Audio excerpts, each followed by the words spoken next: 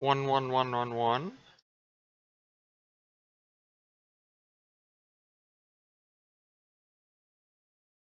Wonderful.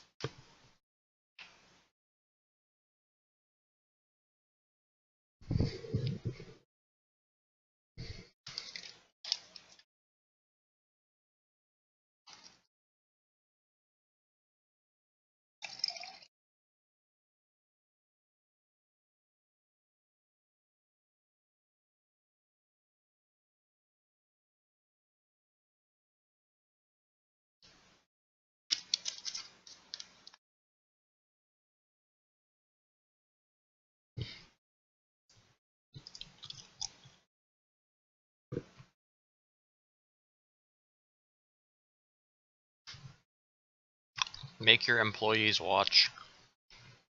Alright then.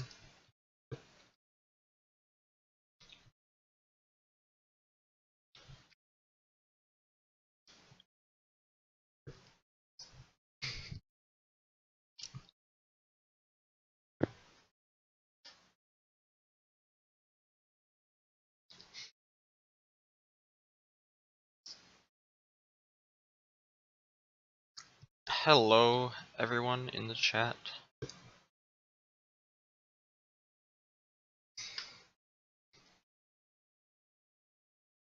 Wait, I tweeted like 15 minutes ago that I'd stream now.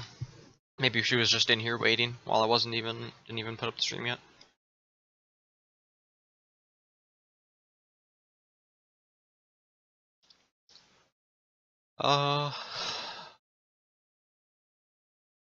Prisma Citizen. Yep.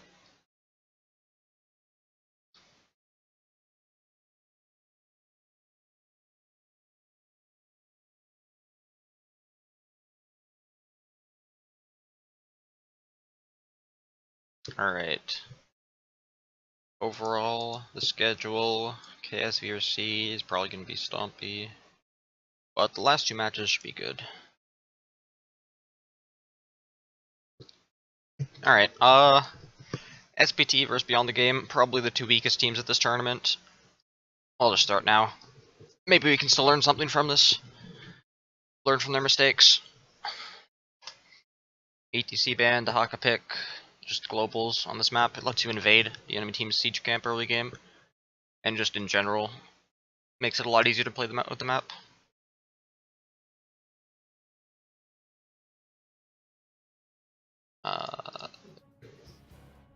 And Rhaegar Arthas. Arthas has been really high priority today and yesterday. It's kind of weird. Because you'd expect him to just be worse than tank. Because he still has engage with his root, but he doesn't have mobility that Anubarak or Muradin or ETC has. So it's a bit surprising to see him prioritized so highly.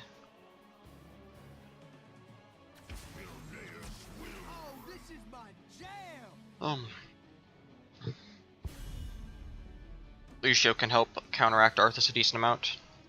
Knockback plus slow to kite him effectively, or to engage on him. And Lucio has slow immunity at level 13, slow and root immunity at 13 if he decides to take that.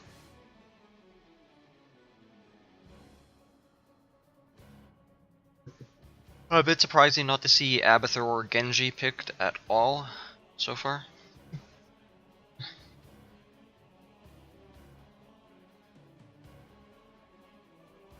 We'll see. I mean, this is also going to be two Chinese teams playing against each other, so they have their own meta. And each team is going to know generally what the other team wants. There's an Abathur ban. Junkrat, Monk. So it would look like SPT is trying to do the Junkrat counterpick in the 1v1 matchup against Dahaka again, and then have him match as a pseudo-global. I'm not sure how effective that'll be on this map compared to Dragonshire, because on Dragonshire, if Junkrat has control of the top shrine cap, there's no way to get a real objective with the Dahaka global. But on this map, there's nothing for Junkrat to do on the top lane if Dahaka digs out, and then Dahaka can get a lot of value getting bottom lane siege camps and winning fights over that.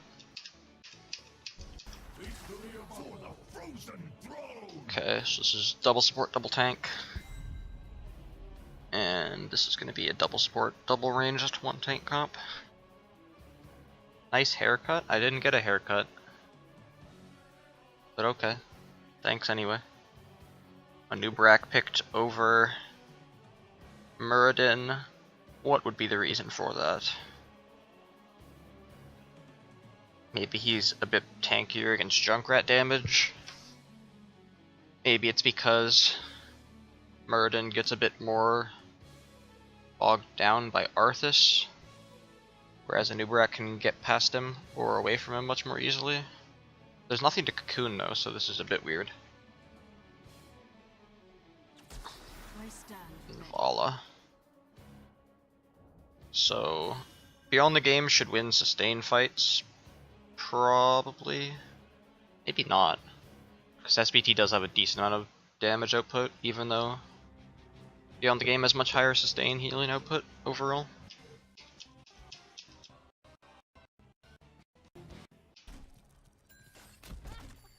But it's going to be Junkrat top lane against Dahaka, and then each team is probably... SPT probably has to leave Rhaegar mid lane, and then 3-man bottom.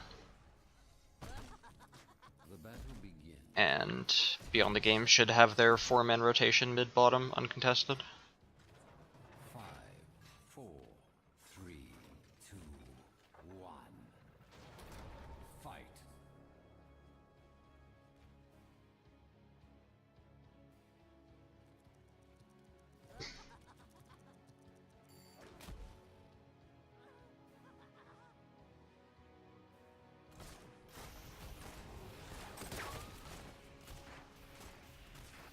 Okay, so Beyond the Game went to cheese the bottom wall. SPT is responding by going to the mid lane wall. And then they had Dahaka dig top lane. So they're not going to get cut off rotating into the top lane, as it would normally be if you don't have a global. SPT would be able to block Beyond the Game's heroes from actually getting up to the top lane. And then the other main reason that you do this early push on the bottom lane wall, and are okay with trading it for the mid lane, is because bottom lane is where the sapper camps are. So if you get earlier structure damage, or an entire wall, it means that the sapper camps go straight into their forts, so that you can take the enemy team's fort much more quickly. Whereas the mid lane is generally the least pushed lane on this map. Okay, it looks like SPT is actually going to send Junkrat and Rhaegar to be double soaking together. We'll see if Beyond the Game can actually disrupt that. They're still just 4-men rotating. But I don't think, yeah, they don't have enough wave clear to actually be doing this. They're going to be losing a lot of ammo, and yeah, so they lost a lot of ammo trying to do that 4-man rotation. But they are still going to do the camps at the same time.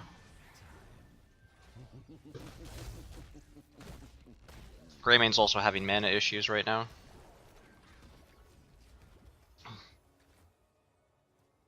Might actually even be, yeah, it looks like he just went to tap. It's a very early tap overall. Purely because of his mana issues.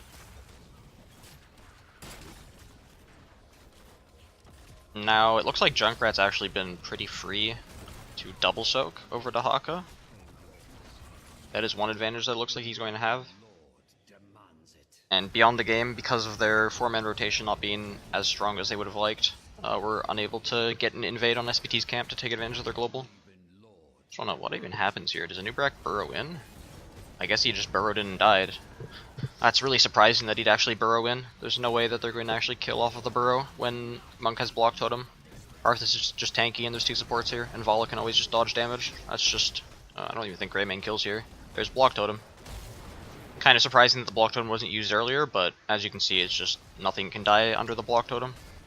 and your only damage is a Greymane. The big thing is just that overall in like sustained fights that aren't going to be ended very quickly off of burst, Arthas is way tankier and puts out a lot more damage than Nubrak.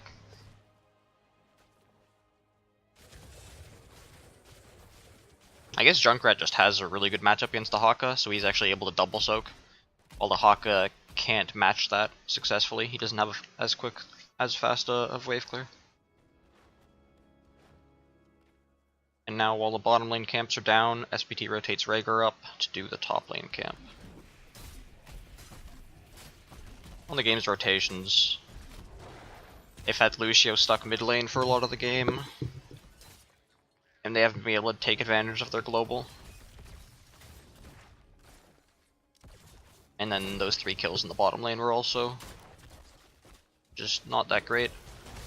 Maybe Nubrak was expecting Dahaka to be able to dig down, and then they would 5v4 because Junkrat was committed to the top lane. But even in a 5v4, I'm not sure if Beyond the Game actually wins. Now they're trying to invade with their Dahaka dig, but they get nothing, and now Junkrat's here, and they're also down level 7. Arthas is just absolutely unkillable too.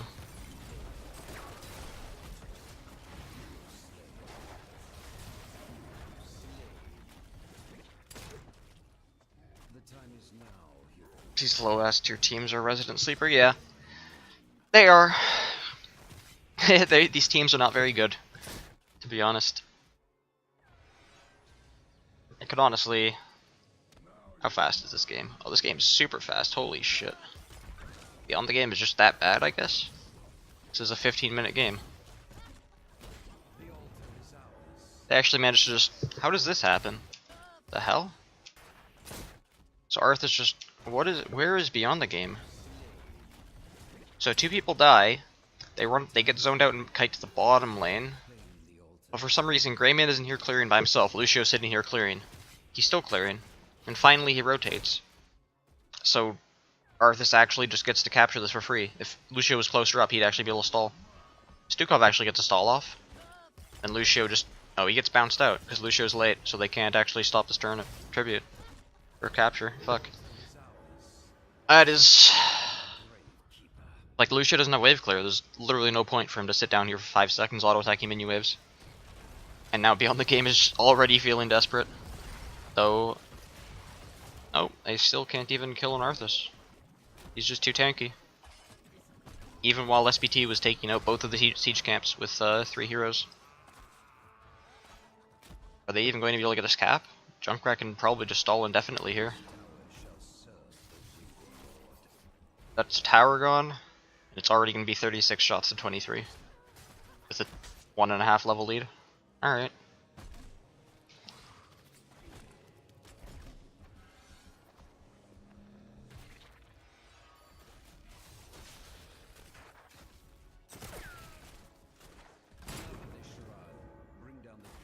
I mean, I can start to understand the Arthas priority if both teams' compositions are going to go into low damage double support comps.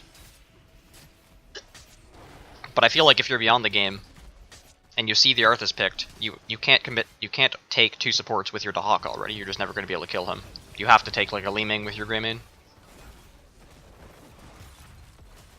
Or like a Tychus or something, just another damage dealer.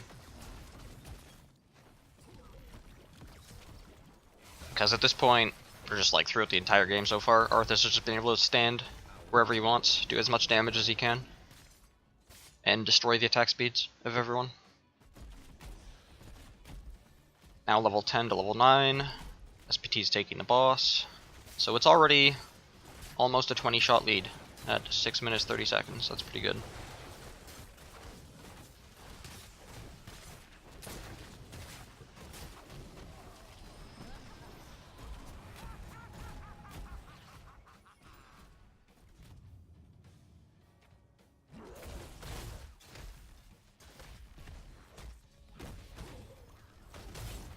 Right here you can see the pressure. Beyond the Game didn't show on the map for a while, so SPT actually rotated all of their heroes this way, safely, rather than risking going through this way. See the smirk on my face when I watch Roll20 play? Yeah. I do have them followed on Twitter, so I saw that they went down 0-2. But We'll see in what fashion. I also saw Bakery tweet and said that if they had better shot calling, they could have actually won a game or both of the games. I'm not really sure. So we have a web wrap. I don't really know what it's going to be used on, to be honest. Maybe it'll be used on the palm target. So when they get palmed, then you web wrap them, and then the palm will wear off while they're stuck in the web wrap. He burrows in, Vala dodges it, and now SPT still can't counter engage that and punish that because they have Junkrat. But as long as they're playing passively, Junkrat cleared way faster than Dahaka, he's clearing mid lane way faster than Dahaka, and he'll be down here, and he won't lose any soak for it either. As long as he doesn't get caught here, yeah. Anubrak could have probably been looking for some kind of a pick-off on the Junkrat, but he's probably too safe. So Beyond the Game wants to delay here and let Dahaka soak, and then if Junkrat shows on the top lane, that's when they engage. But they're taking so much damage. Vala is so caught out there. Oh my god. What is Vala doing there?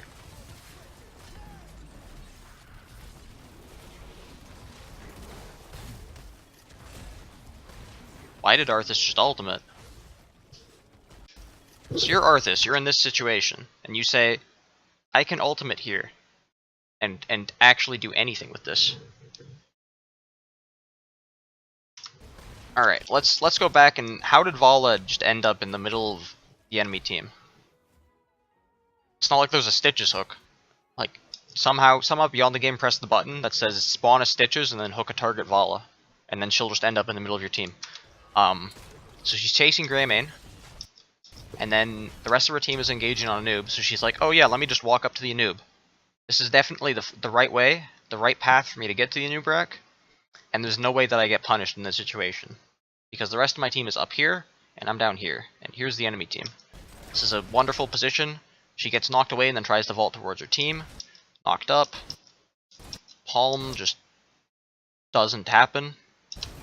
What even happens to this palm? He's like trying to hold it to do it frame perfectly, but like he ends up pressing it on himself. Rhaegar presses Ancestral on him. The cocoon doesn't even come out in time. Like, you're a Nubrak here, so you just burrowed in. Do you Q afterwards? You don't even... No, he did... Did he Q? No, he cocooned, I think. Let me look at this again. Is he casting... He auto-attacked. He auto-attacked and he cocooned. Yeah, so you're a Nubrak. You say, I'm burrowing on this Vala's ridiculously out of position here. As out of position as she could possibly be, other than being underneath a literal fort. So I'm going to burrow on her. That's good. And then you say, what can save her in this situation? And you look over at this monk, he's in cocoon range, so you should instantly cocoon him afterwards. But he auto-attacks the Vala first, which gives the opportunity for monk to palm her, but then he palms late, the Vala dies, 2 support ultimates go on the monk, and then SPT has lost the fight at that point. Okay. Good isolation. And then this sound barrier is also just completely wasted. There was no damage at least hold the sound barrier for when Junkrat ultimates, because otherwise there's literally 0 damage coming at your team. That sound barrier was also completely wasted. So sound barrier wasted, Arthas ultimate wasted, both support ultimates just completely whiffed. What a good start to the game. Good start to the game. So that's going to yeah, that should pretty much get Beyond the Game back in terms of experience, but not in terms of shots. So I think SPT, did the SPT actually scout them starting this camp, or is Rhaegar just really being risky here?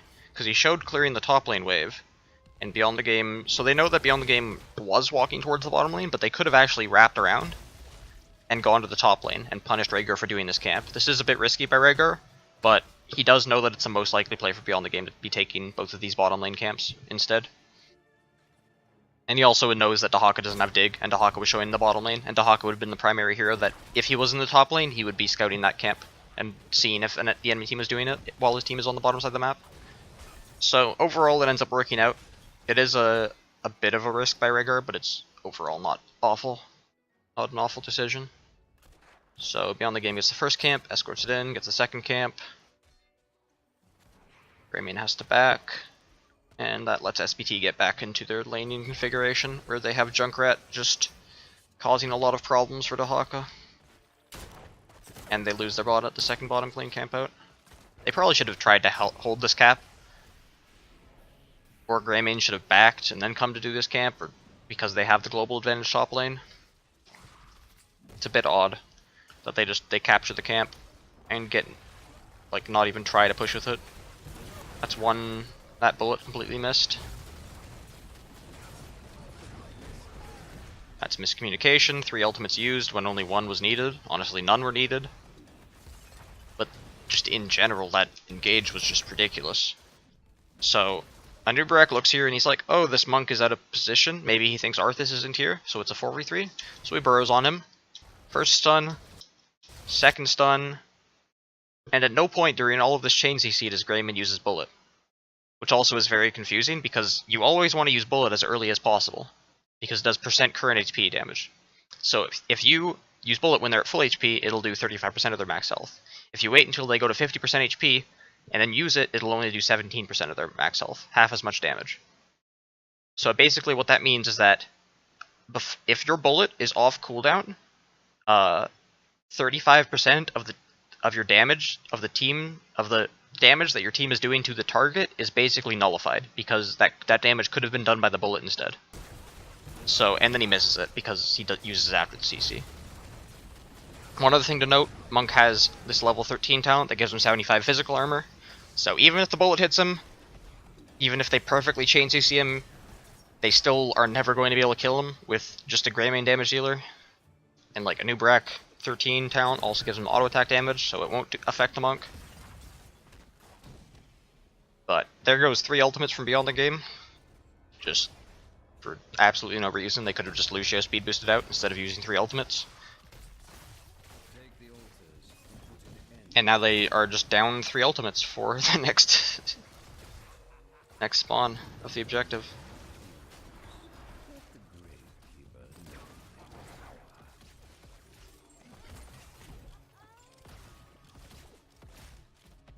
Wait, did SBT actually just get that top cap for free?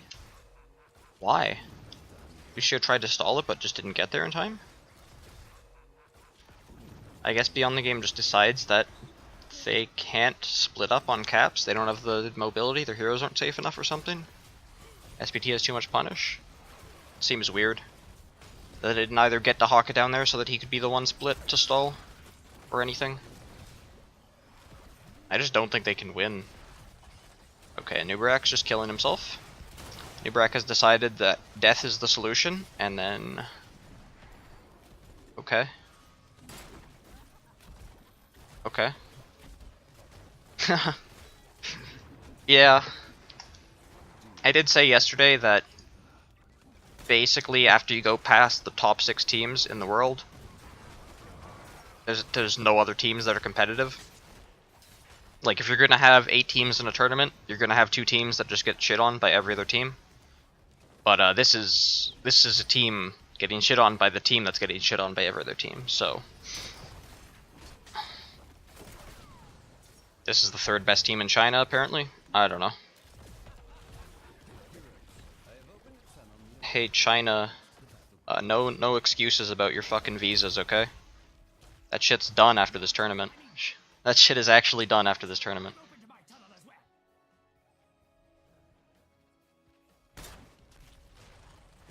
What is this Anubarak doing?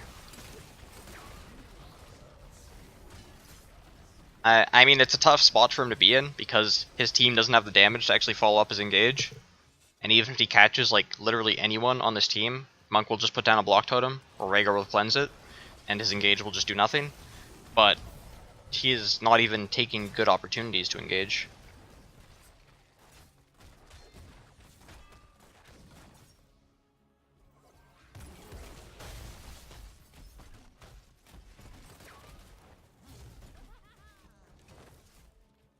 Junkrat's gone mostly the standard build other than this level 7 talent. Normally seen the Junkrat's taking the move speed while you don't have any Q charges. But I think that is actually decently important too, because it speeds up him rotating. And just overall soaking, especially when he hits 13. Because then you have the move speed in between the uses of your W. So with their 16 advantage, SBT tries to push up this camp, but that's still really hard to do. There goes his Nubrak burrowing in. Now Monk even has cleanse on his dashes, so there's really nothing. And they let in, is that 2 camps that just got in there? 2? Alright. Here they actually catch Arthas decently isolated. There's an isolation on Rhaegar.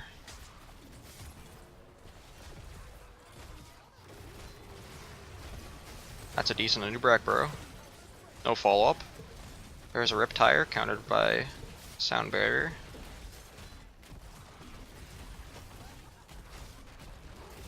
And at this point, nothing is dying from SPT's side. They're actually just taking 0 damage after the initial burst with Curse Bullet. Alright, let's see. How does this fight start?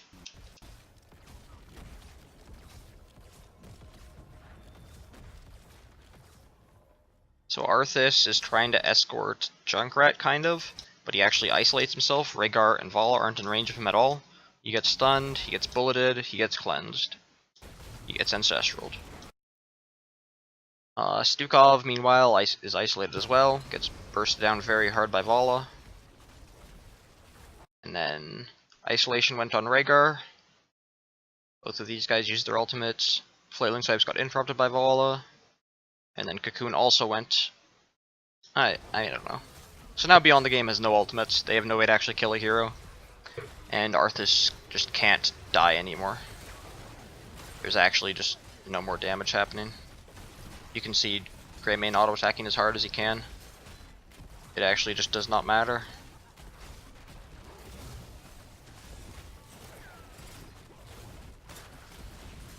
And this time Nubrak causes himself to run out of mana by casting other spells, so he can't escape. Okay. I'm just gonna skip ahead. The game should honestly be done at this point. Shio dies. And the game ends. Wonderful. Damage dealt.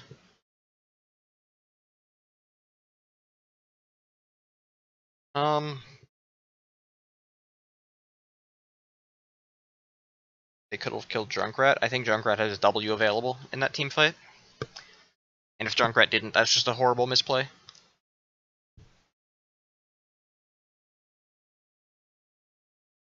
And I guess the main thing to see is just when SPT picks Arthas that early, you can't opt into a double support, double tank comp. That's just not going to kill anything. You can just see that overall, if you look at the damage numbers, Vala has 10k more. Junkrat compared to Dahaka is like 20k more. Arthas compared to a Nubrak is 10k more. And then the supports are pretty similar. And then, like, even though Beyond the Game had better sustained supports, with like 8k more healing on each one, it just couldn't match up to the damage and the survivability that Arthas brought compared to a Nubrak.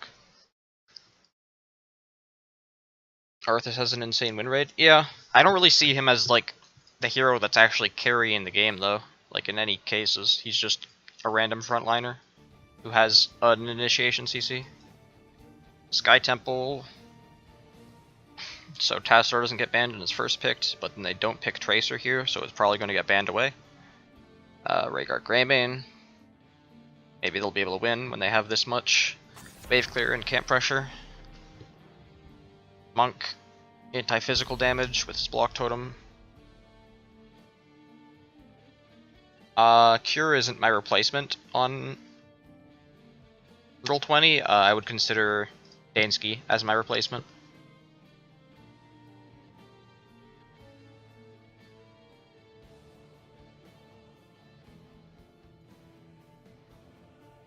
Just in terms of the roles that were being filled. Like, once Yoda left the team, he was the primary ranged player at that point. Once he left the team, we tried Glaurung as primary ranged, and then I got swapped to primary ranged player. So and now Dansky is the primary ranged player. So I would feel like there's more overlap between my role on Roll20 compared to Dansky's, rather than Cure's. Sonya gets banned. She has a good matchup against Arthas. So instead, Sonya and Leoric actually fill like decently similar roles. They early game wave clear, and then once they get into later game, they self-sustain and just put out a lot of damage. Did Yoda leave or was he kicked? He was kicked. SPT is going to take probably just Vala again. Just a hero that's good with a task shield. And then they could take pretty much anything here. It might be a Malthael. Could actually be Cassia in this game.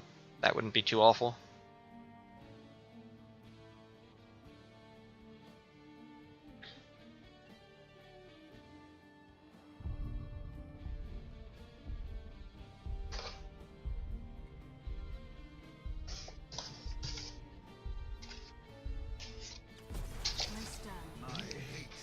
Okay, an Illidan.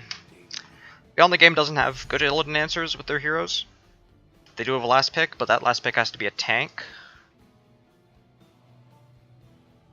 And without Arthas being available, a main Illidan counter would honestly probably just be like Muradin with his level 4 attack speed slow talent.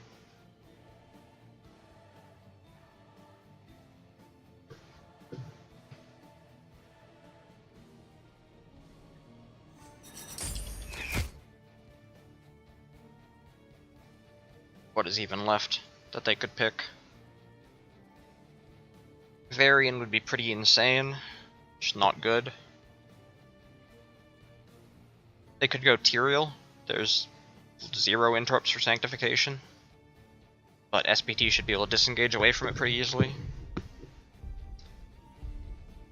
So yeah, it's looking Muradin and Tyrael look like the best 2 options here. Okay.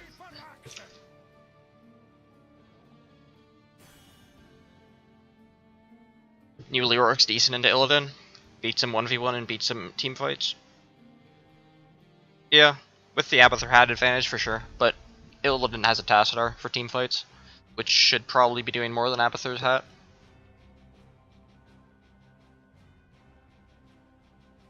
Like Leoric late game, if they get to level 16 and they're not behind, the Leoric can probably come close to like 1v3ing just with an Abathur hat. Maybe even 1v4ing, but we'll see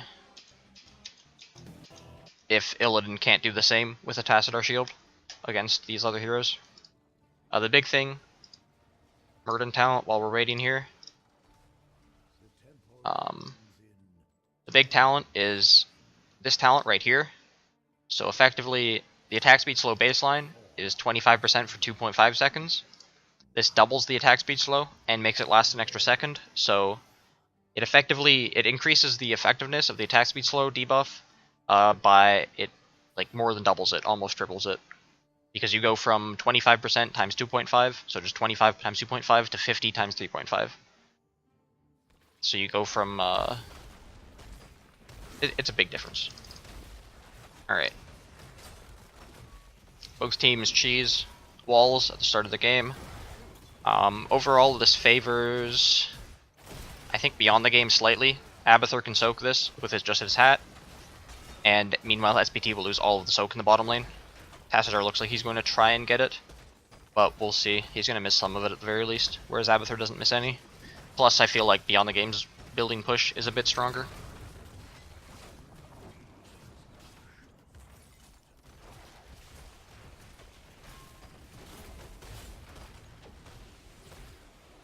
So that's done. Illidan's going to finish off this tower, so the experience should be even.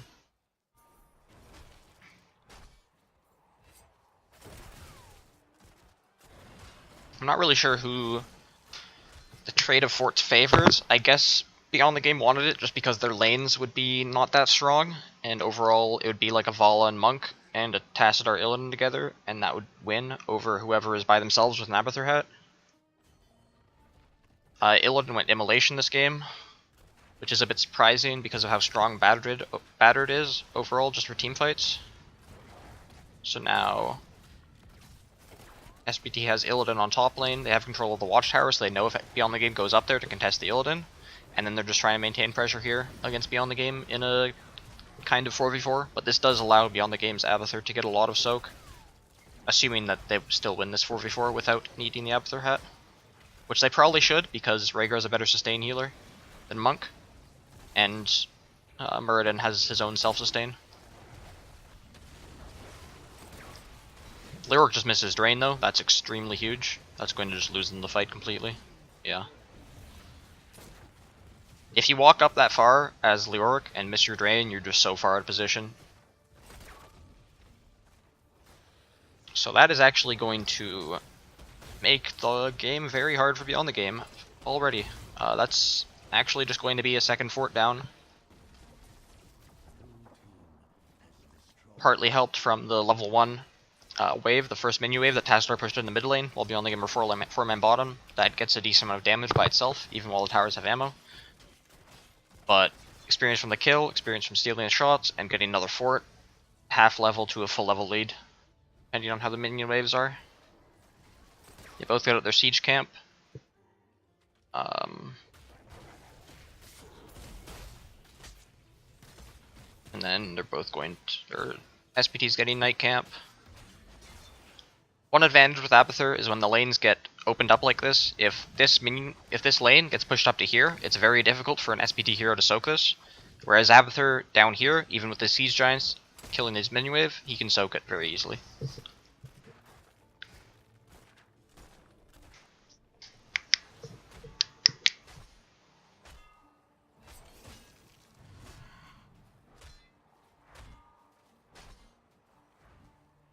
See, like this game, Arthas took Icebound, and the only crowd control that's actually going to affect is Muradin's Q. It's not going to affect anything else. So I would have preferred to see like a Q build or attack speed build, auto attack build, because just this talent does nothing other than give you 25 armor for a short period.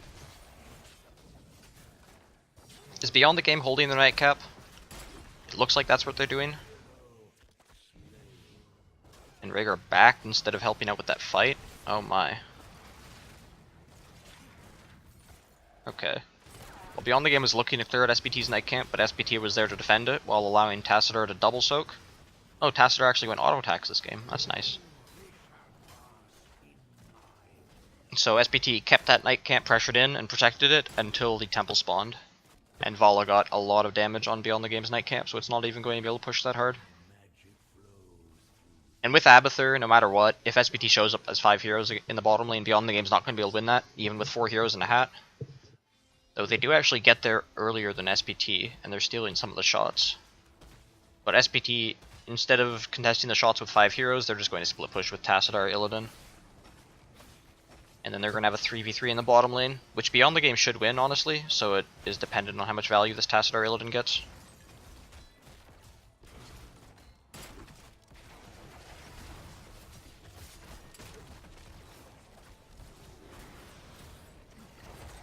And also, as soon as Tass Illidan gets level 10, Illidan gets Hunt, and then Beyond the Game has to leave in the bottom lane anyway. W build volley here. Yeah, I can see that. I think I would still take the Monster Hunter at level 1 for Vala, just to help with mercenary camps and clearing out enemy team's mercenaries, but W at 4 and 7 would have been strong, for sure.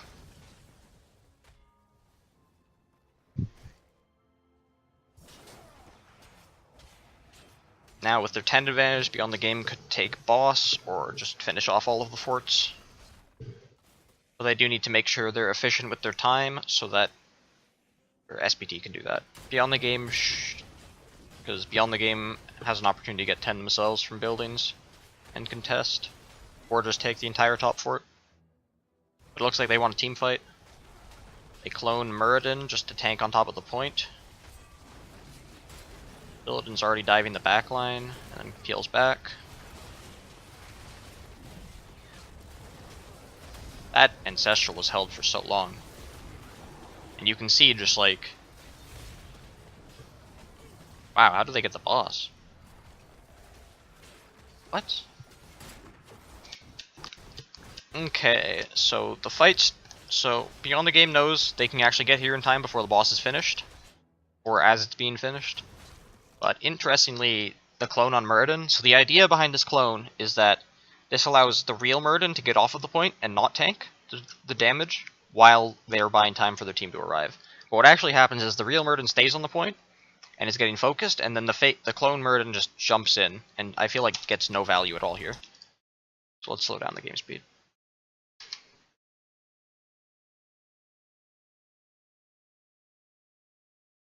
So Illidan hunts backline. It looks like SPT still decide to just focus down the clone in the first place, because it's doing enough damage to be worth focusing. Now Illidan's peeling back, and SPT is just all going to sit here together and fight some stuff. This clone starts kiting for some reason. If you're an Abathur clone, you're not really getting more value by waiting. Like, you'd rather just die, especially on a low value clone like Murden, just die and get your hat out and at least do value with that. Because, yeah. And then look at this. So already Rhaegar could Ancestral this, and it's still not going to heal Murden to full HP. It's not like he's wasting the Ancestral heal right here. But he waits, and he waits. He's literally sitting in mount form. And he finally Ancestrals, and look where Murden's health bar goes. He could have healed, Murden could be half HP with Avatar on, and he could Ancestral him, and he wouldn't waste a single point of healing. I have no idea why he held it for this long. It's just actually completely inefficient. Leoric uses March, and it mostly gets sidestepped. And then Monk palms the Arthas, but he doesn't call it. It's not communicated effectively, so Arthas steps off the point. Illidan doesn't get on the point either, and they actually lose the boss even while they were winning the team fight very convincingly.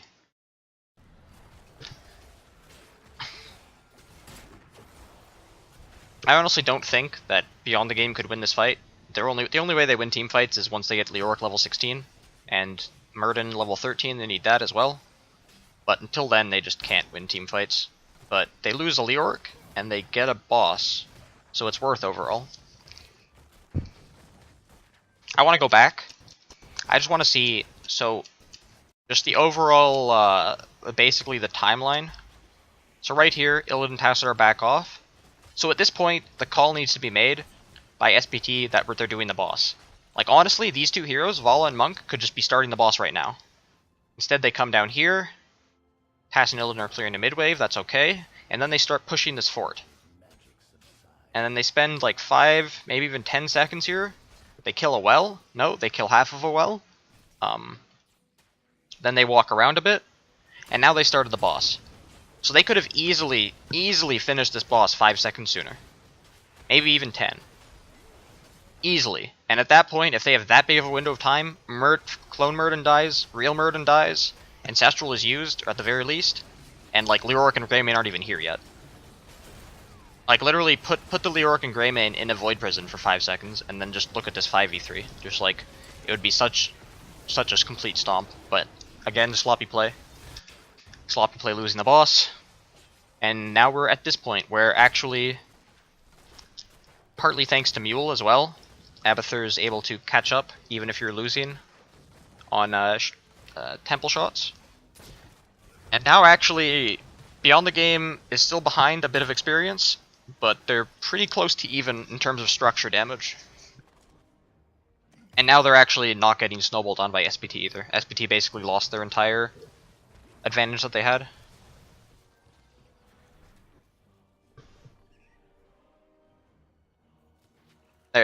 Like their window of like time to exploit their level lead, their talent tier advantage.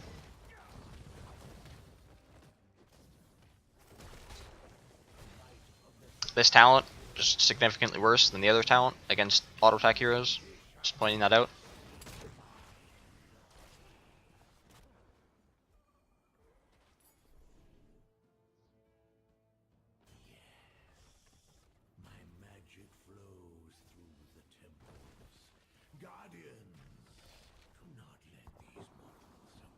And now they're going to trade, which favors the team with Mule. Mule will be able to heal up a decent amount of the damage while the shots are happening. And Abathur can even hat to shield the building for a decent amount of damage. Looks like he's prioritizing Soak instead, that's fine. Both teams just trading.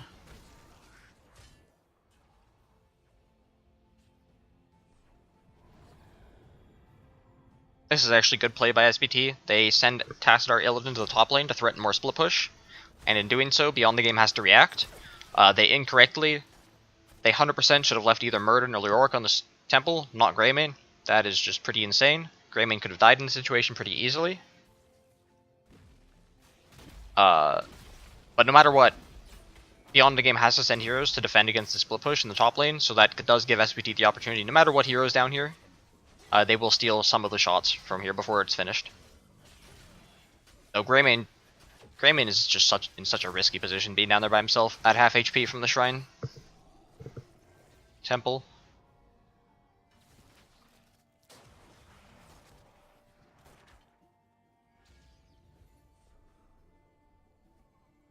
Mule should be removed.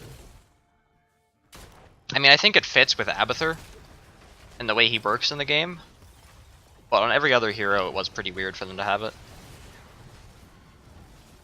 I don't think it's really game breaking in any way that it needs to be removed. Like, it's strong, but it's not so strong that it's like, oh, we literally can't damage their buildings. We need to like literally suicide into their buildings to actually do anything. But it still is impactful. So both teams sitting around here, this favors Beyond the Game, just like trying to waste time of SPT in order to let Abathur soak. But now they get kind of caught out. They get very, very caught out actually. Never mind, Arthas got caught out.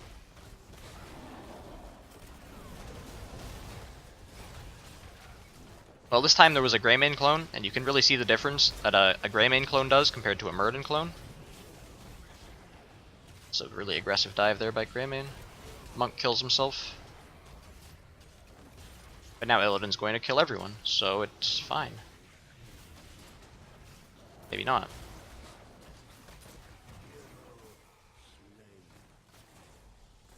Illidan had Hunt that entire fight. I feel like that could have been used at some point. Let's see. So how does Arthas die? How does this super tanky hero? So he's getting Leoric drained, he gets slowed, Greymane's focusing him. He pops ghouls now. Oh, Hunt's already down. Okay, that explains it.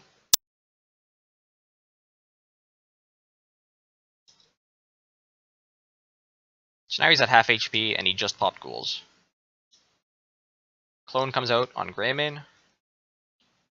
And he's getting auto-attacked, he gets hit by a March.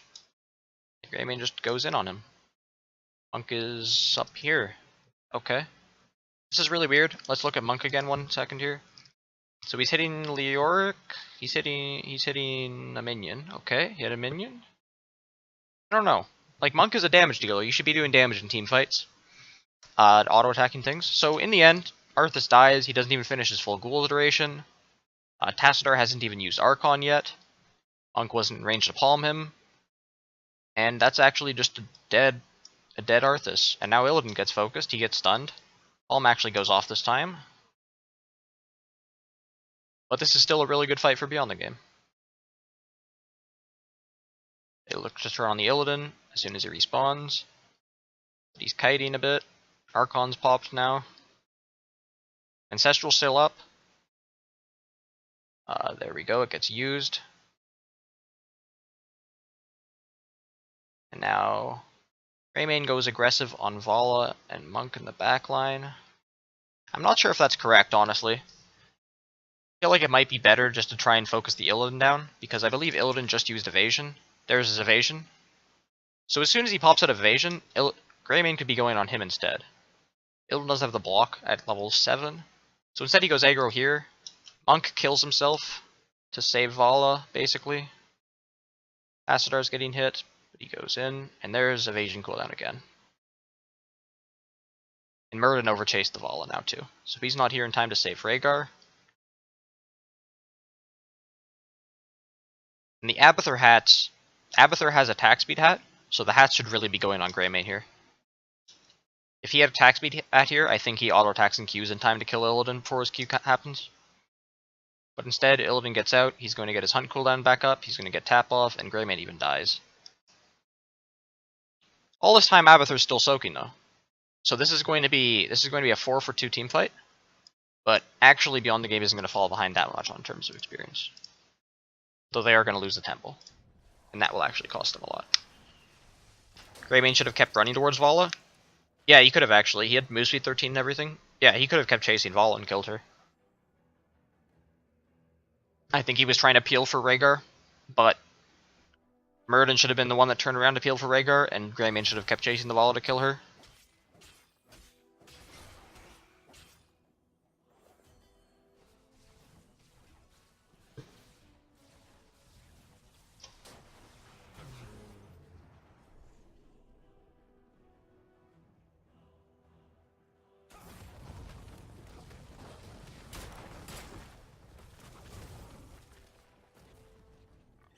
Where are Abathur's mines? Honestly wondering this. Because he would have just recently come out of clone, so he should have 3 mine charges, so where does he actually put them? Like, I actually don't know where his mines are, because basically why I'm saying this is if Beyond the Game sees that these are not Illidan heroes on this, they could actually pressure up in the top lane. Maybe that is what they're doing, maybe they did have a mine on the camp and they scouted it. But if they know where the global is, they go to where the global is, and then the global is isolated, and they can actually do that.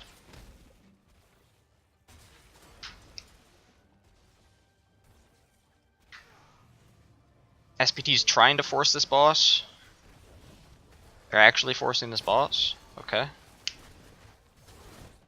We will see how this goes.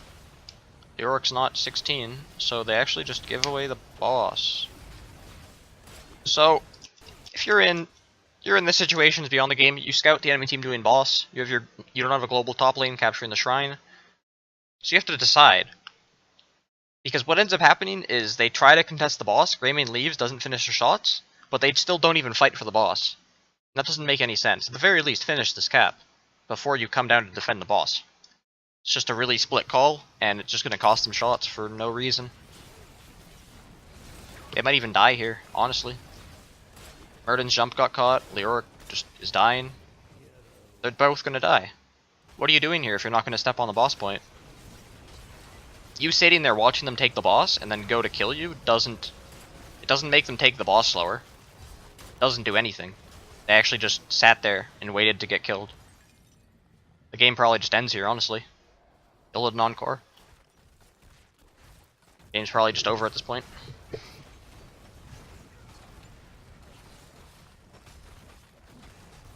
Maybe Leoric? Nope, he's actually just going to die before he can do anything. He respawned in a really bad position, so he couldn't E through the enemy team to slow down their push. Looks like SPD's just going to all in with this. Muradin's still dead. Oh, they're not? Are they? Yeah, they are. Okay. There's a Greymane clone. It goes in too early. Should have at least waited for the boss to start going on the core.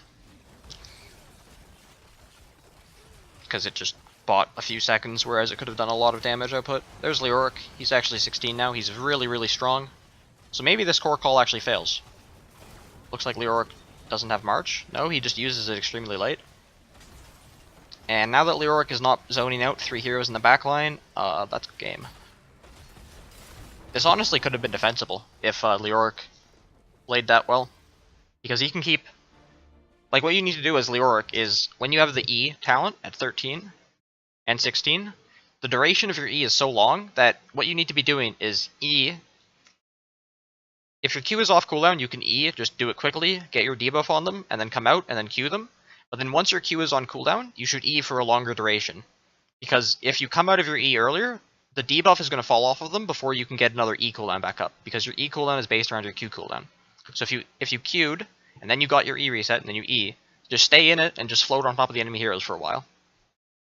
And then just keep them debuffed, because that's going to do more than you sitting there auto-attacking. So then keep them debuffed, and then that'll buy you time to get your next Q cooldown up. And then you can just continually do that. And then if you get forced to come out of your E earlier, because you're getting bursted, that's when you use March. Or if you need to use Drain, then you do that at some point. But Leoric just didn't do that. He just didn't keep his debuff. 50% damage reduction on the enemy heroes, and he died. And then their core died. So KSV or C, we'll see. Maybe C is actually a decent team. ETC is actually up during all of these picks. KSV will probably just take it now. Nope, they're taking Arthas. Okay. Maybe Arthas is like a specific counter pick to Dahaka, because you know that the enemy team is going to be lower on damage with Dahaka. And Arthas has the level 7 talent to deal with Arthas or Dahaka CC.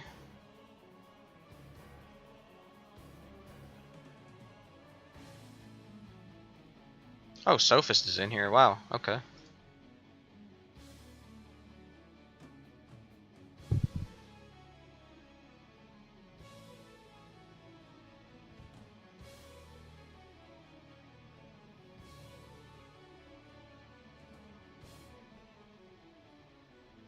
CE might actually just ban Junkrat here to deal with him, if they want to avoid that bad matchup for the Haka.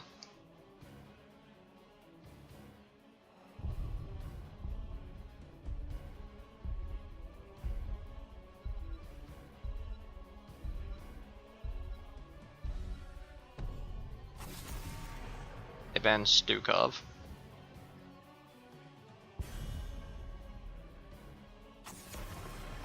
Okay, so that's a lot of support bans. Who is even left in terms of supports?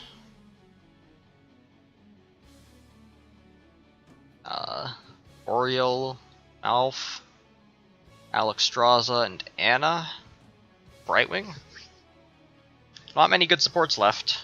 Maybe CE is going to go into just a one support comp. They'll take ETC here.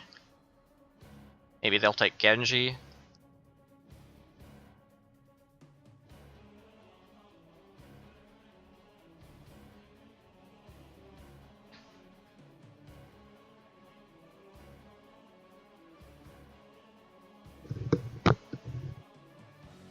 KSV always first picks Greymane? Yeah, because Greymane's pretty good. Pretty good hero overall.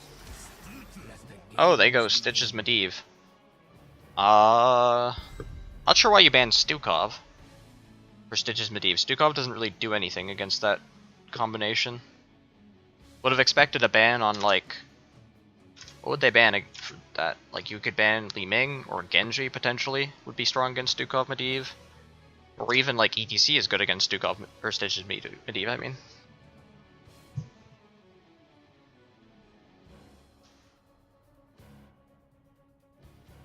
And again, this is going to be a really low damage comp, so they need to be playing off of Gorge to be able to get kills, because otherwise, if their ultimates are down, they can't kill Arthas.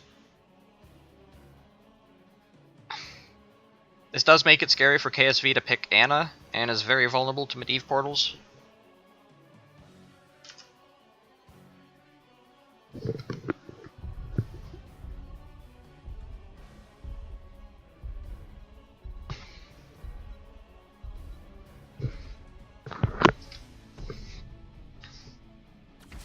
Chromie and Brightwing. Okay. So they have Brightwing. Brightwing is a decent answer to Stitches Medivh. She can teleport on the person when they pop out of the Gorge. That'll absorb a lot of the 7-sided strike hits. And she can Emerald Wind.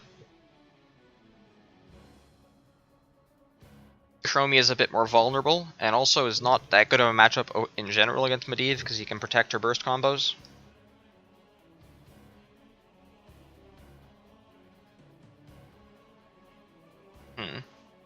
Comparing Chromie to like a Li Ming or something here. Just thinking about it. Why they would pick Chromie instead. She does have the slow field to just generally zone immobile heroes, so they have to rely on the portal. She has time traps. Well, that's a bit of a weird pick to me. The Zebo. The Zebo on Towers of Doom. So, basically... Okay, so CE is going to have a lot of issues in the early game. Stitches Medivh, they don't really do anything until you get Gorge Portal. Zebo is just a general late game hero.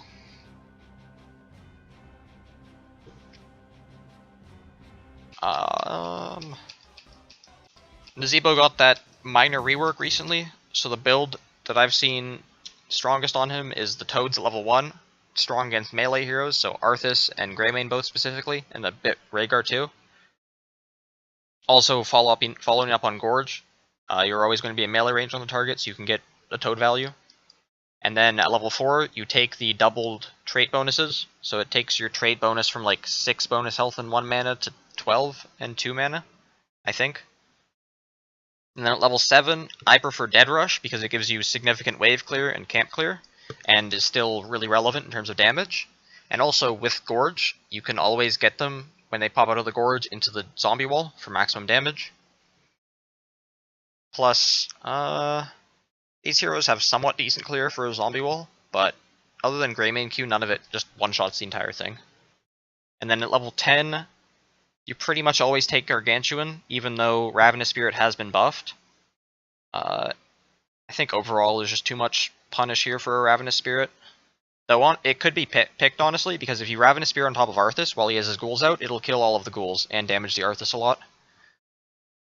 It's possible, but Gargantuan is just a lot more reliable. And then at 13 you take Ice Block. Ice Block's just insanely strong. And then at level 16 you take let me pull up HOTS. I can just show you guys these talents. That'd be more educational. So level 1, Toad Quest, good against melee heroes. Level 4, double create bonuses. Level 7, I prefer Dead Rush, but people take Toads of Hugeness. Gives more zone control, but it doesn't make your burst any higher because you're going to be in melee range when you're doing Toads off of Gorge most of the time. Level 10, probably Garg. You could see Ravenous though. Ice Block. 16, Soul Harvest. So you activate this, and then there's a small circle around you, medium-sized circle around you, and then for every enemy in that circle, you get a buff to 7% health and spell power. So this, in conjunction with this 4 talent, makes you extremely tanky. If you're stacked up at this point in the game, you can hit 6k HP, 7k HP very easily. So you're extremely tanky when you have this talent. And you get that 35% spell power, so you do a lot more damage. This talent, after the changes, is garbage. Like, actually completely garbage talent, don't take it. And then 20, you still take Vile Infection, assuming that you finish the quest in time.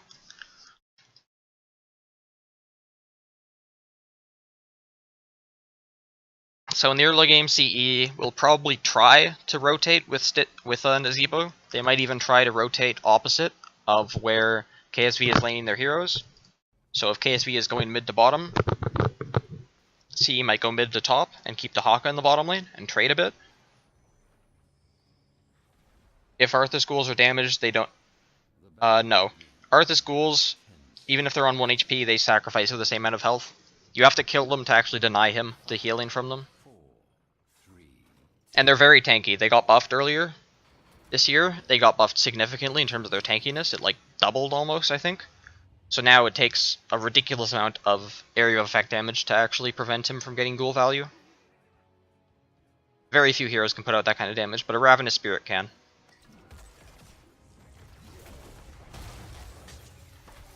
That is what is that? That's a disgusting hook right there. Let's get an instant replay on that one. So and slow things down. That is actually a disgusting hook right there. Right here, hook is thrown out. It's looking at Arthas too. How does this hit a Rhaegar? How is Rhaegar getting hit by this hook? What? Hold on a second. You can still go spiders 1, 4, and 7, but you never go it at 16, because the 16 talent's just bad. This is interesting hitboxes. Trying to go back as forward as slowly as I can. Yeah, that's a pretty significant degree of separation here between this hook and this Rhaegar. Basically, take a screenshot right here. Email your local Blizzard representative. Tell them that Stitch's skins, every single one except the default skin, needs to be banned in competitive for this exact reason. Because the model here of the hook animation does not match the actual hitbox. You can very clearly see it here. Where the hook is down here, literally at the tip of my mouse, that's as far as the hook goes, and this is Rhaegar. This is significant. Like, where is... This hook is here. And here's a Rhaegar. There's a minion in between them. How is Rhaegar getting hooked here? Look at how far it just teleported. Sophist, are you still in here? Can you give any commentary on this? Why this is occurring?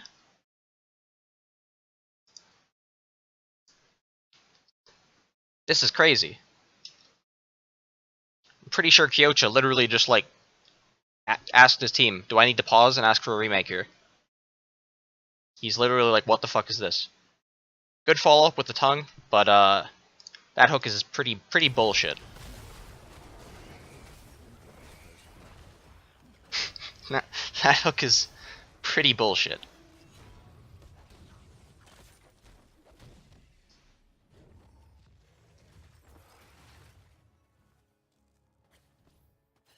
So look at CE. Wait, what? Where's this bottom lane soak going? Hold on wait, what? Wait, that's an entire minion wave. So they get a kill on Rhaegar. So now it's a 5v4 on the map. The Haka goes top to soak. And then what? Then Nazebo's trying to go bottom, but Monk and... I mean, like, this is again just late shot calling, just improper shot calling, where as soon as you kill a Rhaegar, like, I mean, even before the game starts, there's very few options for how you play out. So you already decided you have 5 heroes in the middle lane. So you have 5 heroes in the middle lane, and then you need to go to the other lanes to kill to get the minions. So you need to decide how are we going to go from the middle lane with our heroes to go to the other lanes. And then they decide, okay, Dahaka's going to go top. Okay, so that's one hero. And then you say, okay, how do we get to the bottom lane? And then what ends up happening is they don't really say that. So Stitches and Nazebo try and walk down here, but at the same time that they're trying to go down here, Monk and Medivh are looking for a gank top. Maybe they're looking for this gank specifically.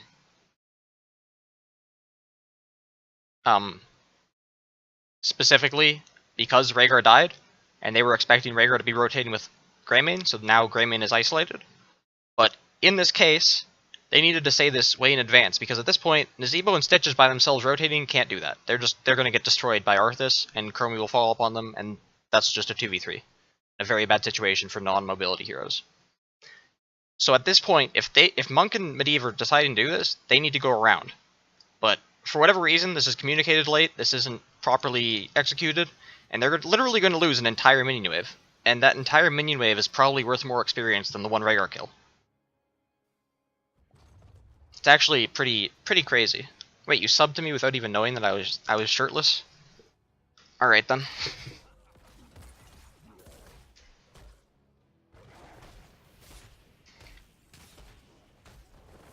It looks like KSV is going to keep Brightwing mid with Arthas in between mid and bot, and then they're going to 2v1 top lane and push very hard, because CE has no wave clear. They are going to be stuck in their lanes for a long time. There goes a tower. There's a portal. But Dahaka couldn't get the tongue. Zebo is getting wrecked. Chromie's fine. What? Chromie doesn't even care about this. Unless you want to like hook her through the universe towards... there's literally no way that anything happens to Chromie. You want to do another bullshit hook where you like loop it around your fort so that he gets pulled into your fort across the map? Come on. You can only do that kind of a hook once per game. Once per tournament, honestly. Alright, that's a 3v3. And the camp's already done. So they scout this camp. When did they scout this camp? They scout this camp at the very start, but the issue is Brightwing cleared the wave first, so Monk was stuck here catching minions, and they can't get here in time. And that's just the big advantage of wave clear. And they still try and fight it. Instead of trying to get a wave clear advantage in the middle lane. Now instead of at least getting the experience advantage from the middle lane soak that Brightwing was missing, they both teams miss it. What is Chromie doing? What happens here? Oh, I see. Zebo's just in a very forward position, and Chromie's playing... She's not even that far up, but the zombie wall blocks her out. So she dies. She was feeling decently confident because Arthas was coming, and I mean, even now, this is a dead Nazebo. So I mean, Chromie had a right to feel that confident, because if Nazebo's up that far, and Chromie doesn't insta-die, then Nazebo dies and Chromie lives. But it's going to be a 1-for-1. Wait a second. Blizzard, I feel like your hooks... This hook should hit too, right? Let's take a look. Frame by frame. What? This is the... Why doesn't this hit Arthas? This is so inconsistent. What is happening here? This is even closer than it was to the Rhaegar. Arthas should be pulled in here now too. I don't know.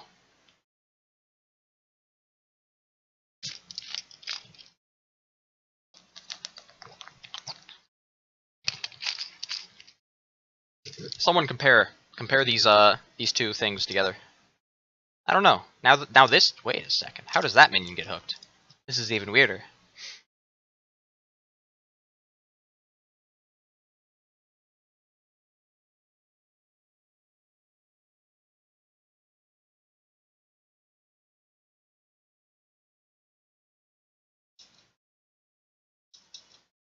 This hook is right on top of this minion, but then this one's gonna get pulled.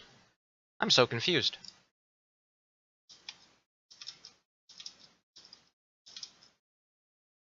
This is so odd. There, it teleports down this time. Okay. No comment. But now it's a 4v4. KSV is ahead on experience because of the camp getting the wall top lane. And now CE, both teams committed their global, but Brightwings will be up sooner, so she'll be able to leave to soak sooner than Dahaka will be. Even though she teleported later. Actually send up Chromie to quickly clear out the wave. That's interesting. I mean, CE doesn't want to actually win this. They don't even want to fight for this. They just want to be getting experience, getting the Zevo stacks. Right now they aren't really getting either, and that's a not zombie wall on his own teammate. Good burrow at least.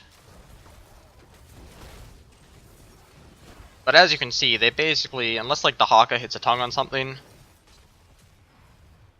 there's no way that anything on KSV actually dies. Oh yeah, let me actually... So for whatever reason, I don't know why, so there's several issues. So basically, the current situation is that the finals of the GCWC, this tournament we are watching now, there's this current patch, which is, I think like Alex Strawza / Junkrat patch, and then there's the patch that just went live, literally like yesterday, just went live. And for whatever reason, a lot of issues must have happened, but for whatever reason, the finals of this tournament, which has started on this patch, is now going to be finished on the new patch that just went onto servers. Because one part of the issue is China does not have tournament servers. Basically, tournament servers can use like a separate patch from whatever live servers are using or PTR servers. So for tournaments for like just general HGC, that's why the patch was behind, and they were able to do that is because they have a separate server realm for that. But China just doesn't have that. I guess they were just playing off of the live servers, and now that the live servers are patched, they're fucked. So every single team here, I don't even know if they would have been warned, would have been told in advance by Blizzard that this patch was going to be going through, and for whatever reason, Blizzard decided this was a good idea during a major tournament. So I don't know if teams were even warned in advance so that they could adequately practice on the new patch. It's pretty insane. I don't know why Blizzard decides to push a patch through that they know is going to affect this major tournament. You can also write your local Blizzard representative about that. They were not warned. Yeah, and I mean, it's a completely different patch. Like, let me go look at the patch notes real quick. Actually, I can't. Never mind. But, big changes to note in the patch. All of the support changes. So this guy right here, this guy just got neutered in the new patch. He actually has had a major part of his body chopped off. And you generally don't want that to happen in the middle of a tournament. Yeah, so we'll see. We will see what happens. I hope that Blizzard just reverts the patch and fixes the situation. I have no idea. I guess it's just separate team groups of people that put the patches out and that do the tournaments organizing stuff. But this guy just got completely destroyed, and that's going to change the tournament a lot. And you could even say that because as it looks so far on the current patch, KSV is the best team. But who knows what's going to happen with a completely fresh patch? Who knows? I don't know. It's pretty. I don't know. They've been heavily abusing this guy because he is a strong broken hero, but then Blizzard nerfed him. But now he's nerfed in the middle of a tournament. So I don't know. It's just not a good situation. Hopefully this situation is fixed, or at the very least avoided in the future. But yeah. Also, hopefully this guy gets fixed, or at least he has all of his non-baseline skins banned from tournament, because that hook hitbox, I mean, like, whatever the hook hitbox is, maybe it's a squiggly line, but the actual picture of it in the game needs to match it. If it doesn't match it, how do you dodge the hook?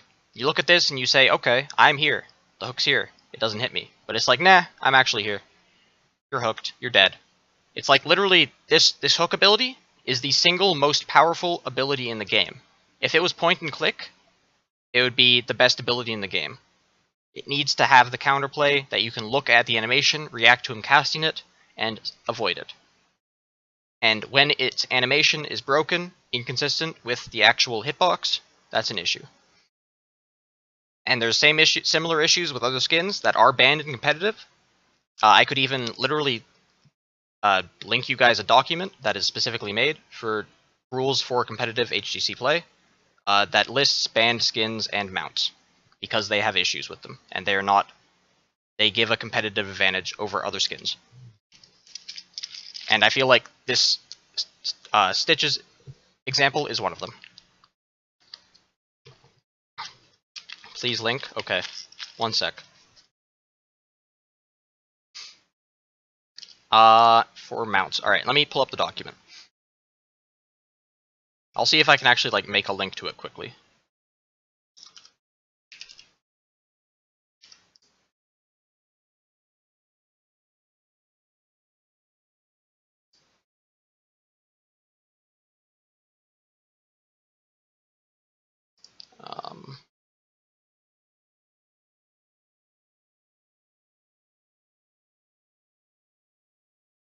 Okay. Alright, almost here. Maybe?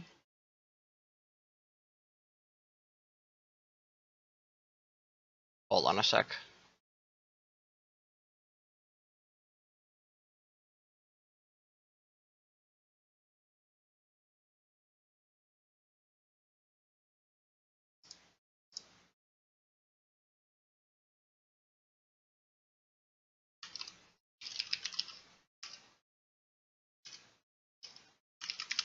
Here we are. So, all animated sprays. Don't leak the document. Okay, I'll just read the specific parts. So all animated sprays are banned, and then specifically for skins, Archangel Diablo, and then all of the tints for Archangel Diablo, Cyberhawk Kael'thas, and all tints for Cyberhawk Kael'thas, Maraudin Muradin, and all tints for that skin, Striker Li Ming, and all the tints for that skin. And then for mounts, the Count Arthas bat form mount, specific mount transformation is banned. The Kerrigan, Countess Kerrigan bat transformation is banned, and the Invisible Horse is banned. And what I feel like is basically every single Stitches skin, except for whatever one is actually has an accurate animation, should be banned as well. Document is publicly available in the PDF containing HGC rules on the official site. Oh, okay. Yeah. I mean, Blizzard can't punish me for telling people what skins are broken. So, if you want to have a competitive advantage in your Hero League games, go out and buy those skins. Because I don't really see what other reason Blizzard has for leaving those skins broken and not fixing them. What if none of them have an accurate hitbox? I don't know. Go make one. And then sell it. And then make some money. I don't know. They should all have an accurate hitbox. Like, you can make a candy cane, and it doesn't have to strictly have, like, the exact ratios of a standard candy cane. Like, it can have a candy cane that's a little bit weird. I mean, it's Stitches. Who cares if the candy cane is a little bit weird? I mean, delete Stitches? Sure. Do that too. But, I'm pretty sure people are very familiar with the Maraud and Muradin skin. It is very broken. It is very clear that the stun, the Q on that skin, is way faster than the normal skin. Silhouette issues? Yeah. I mean, that is the issue, is that if you look at a bat, you don't know what hero that actually is. Yes, the invisible horse mount is banned. It makes it very difficult, because when you're mounted, let me see if... Here's a mounted hero. So, we look at Greymane here. His hitbox is underneath the horse. It's not underneath him. It's not on him. So if his horse is invisible, it's a lot harder to aim skill shots at him. Because it's harder to tell where exactly his hitbox is. And that's why the invisible horse is banned.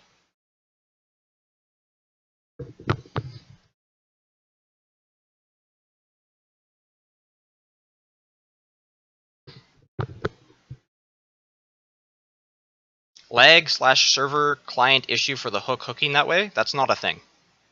The way Heroes of the Storm works is everything is server side, nothing is client side. Every time you put in an input, nothing actually happens to affect the state of the game until the server receives that input. There's no inconsistency between what your client sees, what your opponent's client sees, or what the game server itself is seeing. All of that is the exact same.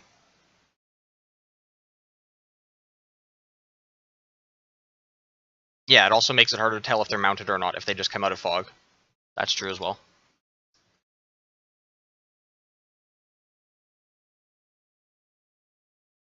And also, all of these tournaments, maybe not for specifically GCWC, but all Blizzard run tournaments are run with a tournament server black box whatever thing where it's 0 MS, perfect LAN connection, no issues.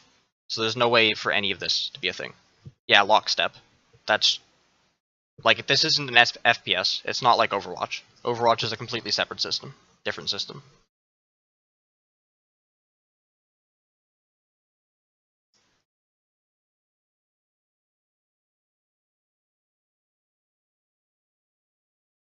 I mean, let me actually... I'm just going to pull up HOTS real quick. We can take a look at some things. Let's go striker leaning.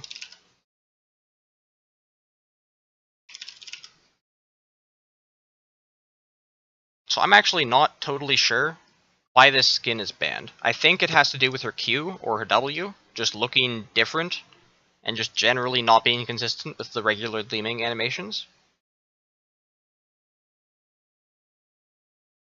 And then Archangel. Diablo. Can I get specifically Diablo? No, I'm going to get every single Archangel. This guy is banned, I believe, specifically because of his ultimate. His ultimate is a lot less visible on Sky Temple, mainly, because it's, white. And Sky Temple is purely light as well, so it's nearly invisible on Sky Temple. Makes it hard to see where the... Yeah, I mean, it's just... Not all the skins, not a lot of the skins in HOTS have issues where it actually makes them significantly advantageous to use over other skins, but some of them do, and they are banned in competitive. And BOE and Infernal Shrines, yeah. So... And I mean... it makes sense, Blizzard does want to sell skins, so, you don't want to ban every single skin, and you don't need to ban every single skin, but some of them do need to be banned. The Cyberhawk, I think it has to do either with his Q or his stun, his E.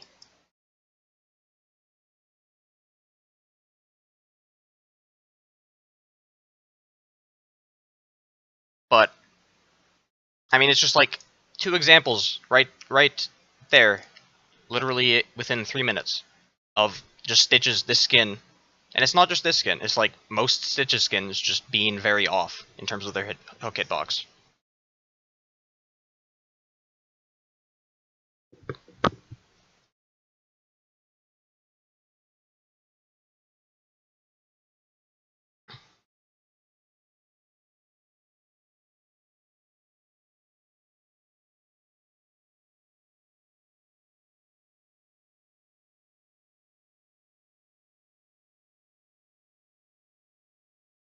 Yeah.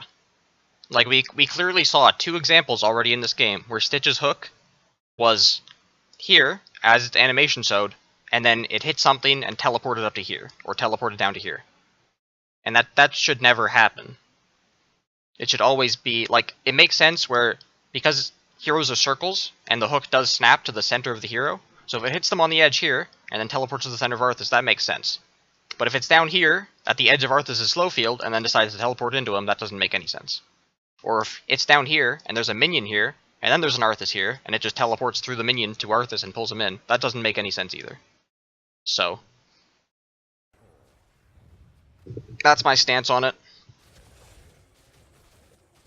So at this point, Dahaka just dug to the top lane and is soaking. KSV knows that. There's no way you could have gotten from the bottom lane to the top lane that quickly otherwise. They can actually time that as well, and they could potentially take an invade to the camp or something like that. But that does mean that a lot of minions get lost, because KSV can't get up there nearly as quickly. And it looks like KSV is going back to the normal lanes.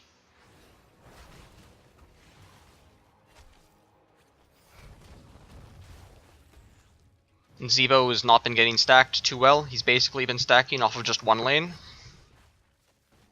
And just a way you can count stacks. Every 30 seconds a minion wave spawns, and each minion wave is 7 minions. So if he's stacking perfectly off of one wave, you can look at the game time, divide that by 30, and then multiply that by 7. KSV looks super sloppy so far. I mean, Chromie got caught out bottom, but it ended up being a 1-for-1 trade.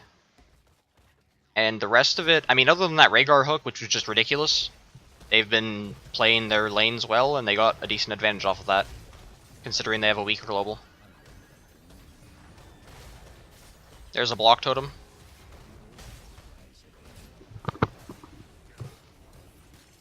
And another thing to note is this is, again, until Nazeebo gets to late game, there's pretty much nothing that can punish Greymane. He's free to do whatever he wants.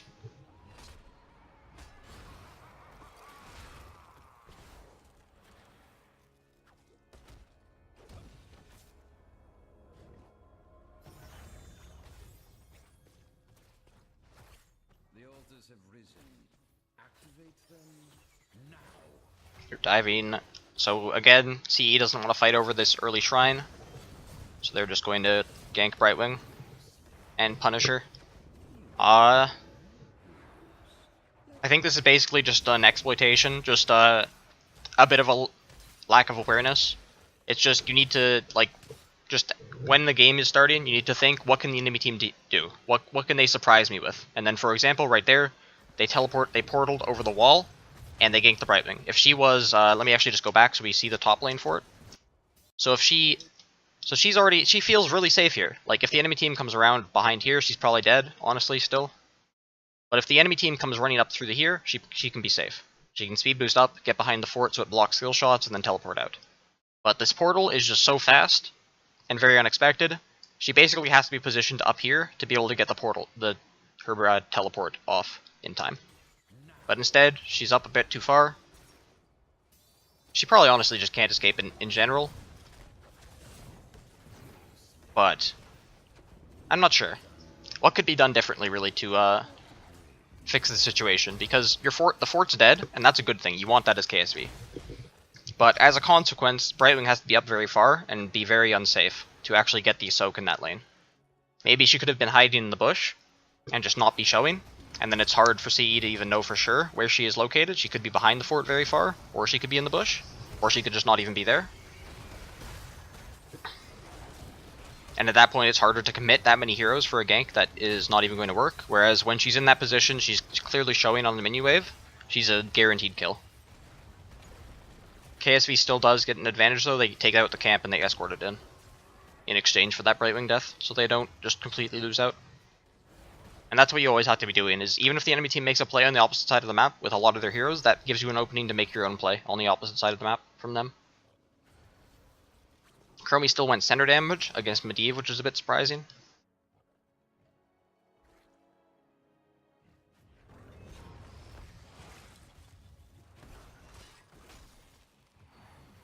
And Nazeebo did actually go Toads at level 7.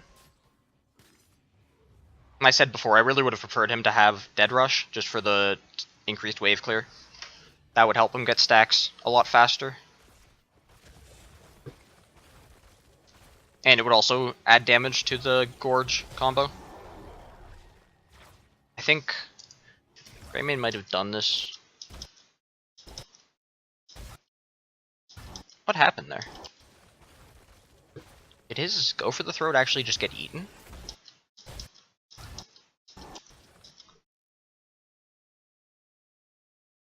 Alright, let me go slow this down a lot.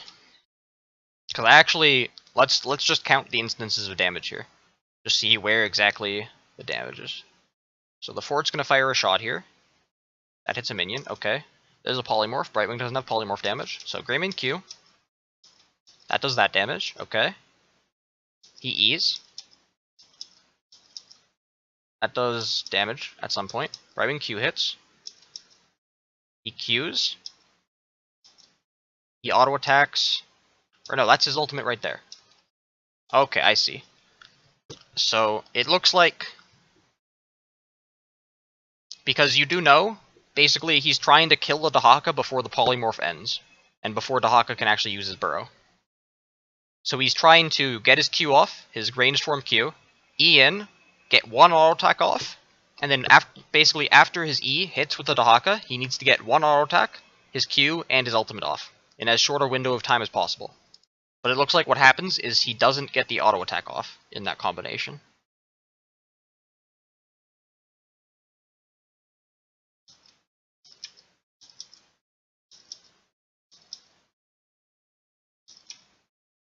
Maybe he does, actually. It's really hard to tell, because the animations are so similar.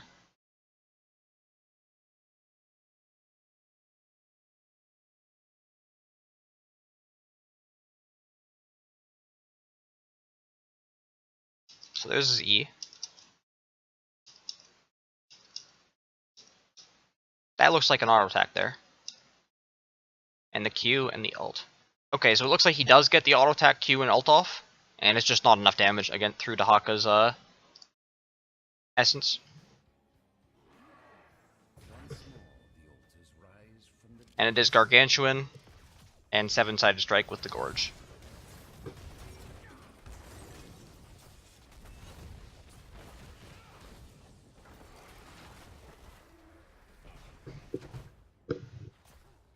Which Gul'dan quest is better? Anything but the quest for his E. Literally any talent other than a talent is the best talent.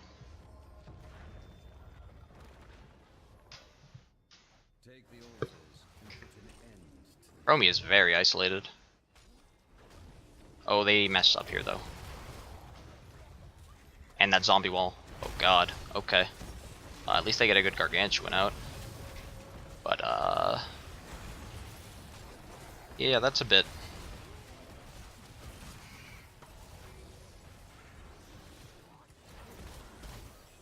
That's quite messy there. Alright, so a lot of mistakes actually happened here, so let's go back. So both teams showed a decent number of heroes in the top lane to CE ensure this camp gets cleared so it doesn't get free shots in, and KSV was trying to escort it in case CE overcommitted heroes to the bottom lane too early. So that's known for both teams, and then they're rotating up to down to the bottom lane. So now here, Chromie is clearing the wave. That gives away vision to CE, and then she gets portaled on. So CE got here first, and they get the portal on the Chromie. So they're going to portal on her, and they're going to gorge her. But the issue is, CE knows that KSV is also coming down. They were just a bit behind them. So if they portal and eat the Chromie, and then they portal back, KSV is already going to be here on top of this portal. So she won't be isolated, you won't be able to get 7-sided strike on her. But CE also knows that they're level 11, so Chromie has Ice Block. So that's another factor they need to consider. So they come in. Chromie had the slow field 9er to scout below her, but she had nothing above her to scout for her. She gets gorged. Stitches is on his mount, so he can catch up to her. And now this is where Stitches decides, KSV is probably going to be up here on this portal, so I don't want to take it. And I want to keep her down here and isolate her. Medivh didn't take the portal. His idea was that he takes the portal back and comes through here. And it looks like they ping for that, so Stitches does take the portal, but at the same time, Monk takes the portal, so they actually swap places here. And this is again like miscommunication.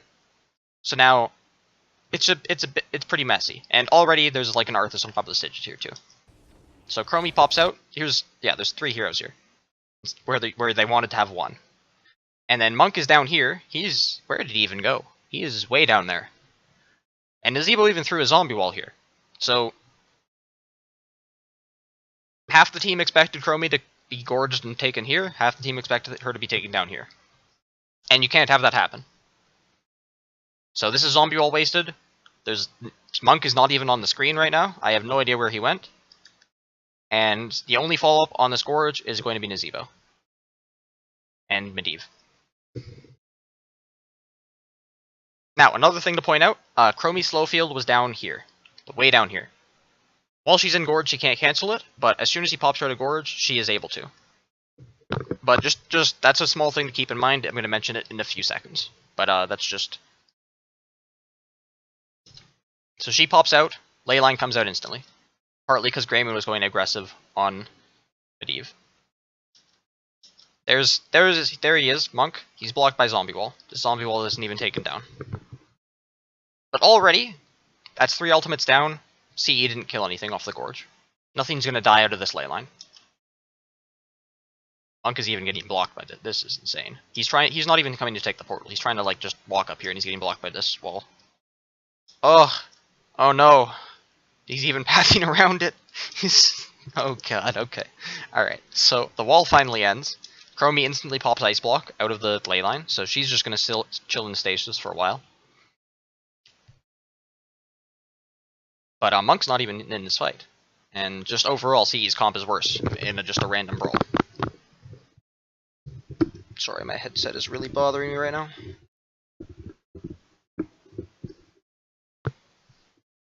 Yeah, his E is the circles for Gul'dan. So there is an isolation that hits, it looks like Greymane. There's a cleanse on the isolation, so he's not silenced. And he's probably going to get an Ancestraled. There it is. And at this point, the fight's over. Like, the fight is just done at this point. CE lost the fight. The one hope that CE could try to go for here is they could try to 7-sided strike Arthas, because he is a bit split. Brightwing already committed TP. Ancestral's already committed. Cleanse is already committed, so they could try and block him in. But actually, Monk is in the front here, so he can't even do that. They actually have already lost the fight. And they just get chased down. Pretty hard.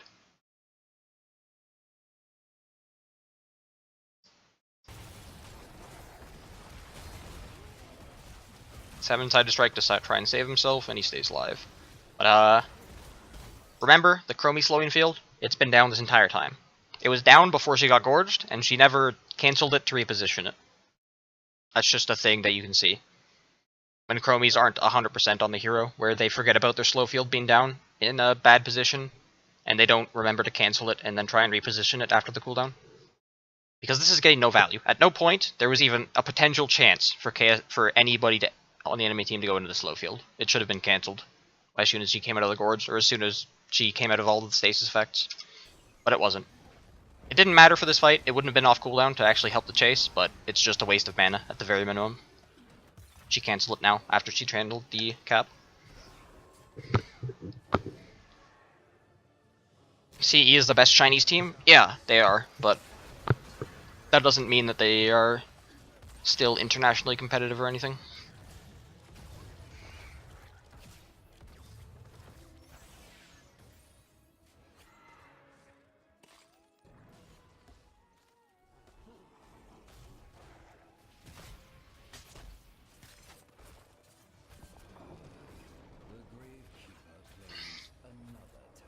But you can see in these fights where basically if teams don't have ultimates, Arthas is like the king of all tanks, because he's doing damage at the same time as being tanky.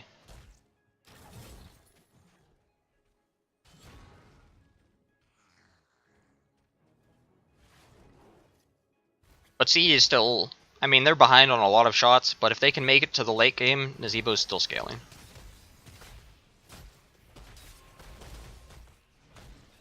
Whereas KSV's comp is a bit more focused on the early game.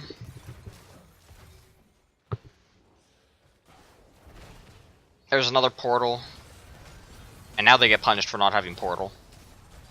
They get flanked by Arthas with a Brightwing TP. Looks like Stitches will live with that ley line. Okay.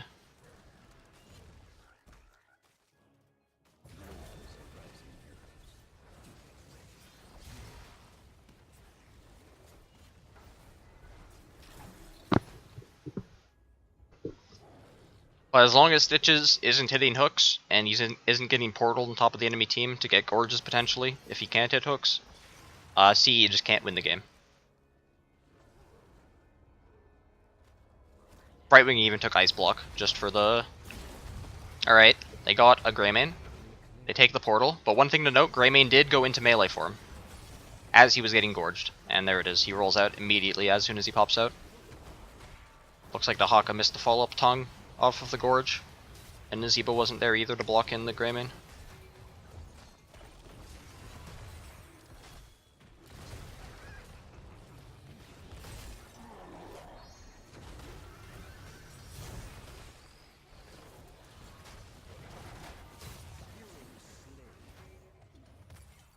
Arthas is out of mana, but I don't think CE has good enough poke to really delay this.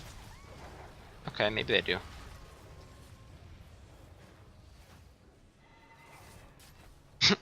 That's pretty obnoxious by Monk.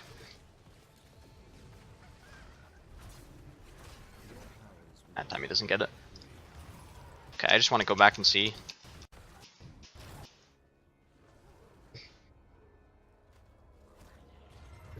So the hook hits Greymane, but before the gorge happens, he goes into melee form.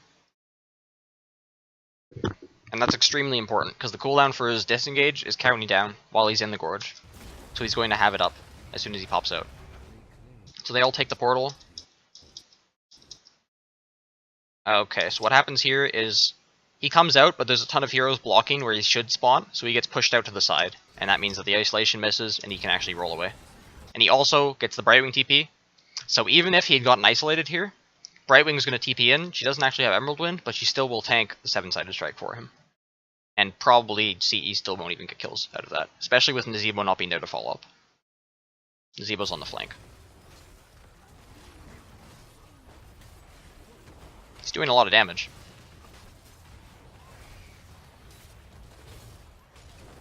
But then he is dying. He walks up too far into Greymane. Even with 5 toads, it's not enough when... Yeah. And it looks like Stitches just dies trying to stall. When CE just has to give this up, or at least just be looking for hooks over the wall, at best.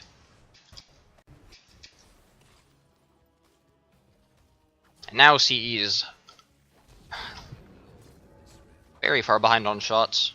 One nice thing about towers is because the triple spawns only happen twice, and after that point it's only single and double spawns, if you do have a significantly stronger team in the late game, it is possible to completely shut out the enemy team of shots. So even if you are down to one shot, you can still win the game, as long as your draft is strong enough. He gets Greymane again. Oh my. Okay. It looks like Stitches just fails to click on the... Okay, yeah, this is actually... Okay, so what happens here? This was actually something... Because when I was on Roll20, we were experimenting with Stitches overall, and then we wanted to figure out how exactly do you reliably get Stitches, the person that Stitches has gorged, into the zombie wall. So first we tried, if you just put the Stitches inside the zombie wall, there isn't actually enough space for the hero when they pop out to be inside the zombie wall as well. So he actually pops out and he comes out outside of the zombie wall. The other thing is if you put it on the top of the Stitches, it can actually mess with his pathing and he turns around, which is even worse because that's literally what happened right here. Is Stitches was facing up this way, and everyone was expecting to come out this, or Greymane to come out this side. But then the zombie wall goes on him, he turns around, and then he pops out outside of the zombie wall. What you actually have to do, and I'm going to actually pull up HOTS just to show this. Let's go in try mode.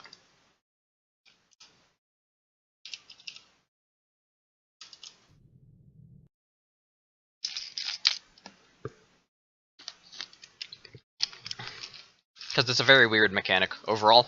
Just the functionality of heroes coming out of Stitch's Gorge. Without hesitation, let me show you some voodoo. So basically, let's say this is Stitches right here, Your death comes. and he gorged someone, and he's facing down this way. So I want to get him inside the zombie wall. So the way you do that is you put the zombie wall in front of him, And you need to make sure that right here, the gaps in between the zombies are in front of the stitches, directly in front of the stitches. If the stitches pops them out, and there's a zombie directly in front of them, they'll bounce off and not go into the zombie ball. Or at least not, they won't consistently go into it. They have to be A way is clear. in between the zombies to actually slide in there. So normally, if they gorge it, you wait until there's about a second left, or maybe a second and a half left on the gorge, then you put down the wall, and the stitches can reposition to make sure that he's facing into the gap, so that the person goes into the zombie wall. So clearly, CE has not practiced this, or were not aware of this interaction. The Zebo tried to put the zombie wall on top of the stitches, and then that caused stitches to first of all turn around, and second of all, the Greymane came out outside of the zombie wall, which is the absolute worst possible situation that could have happened for CE.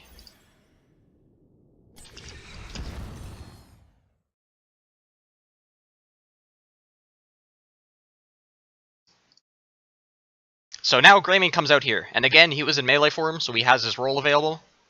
There's no, like, there's Garg is up here, 7-sided strike, he's not going to be blocked, so he can roll right through. And Medivh's up here. So at this point, he literally just rolls away, and he gets in range of Rhaegar too. Medivh is even trying, he's in the middle of casting Leyline to try and stop this.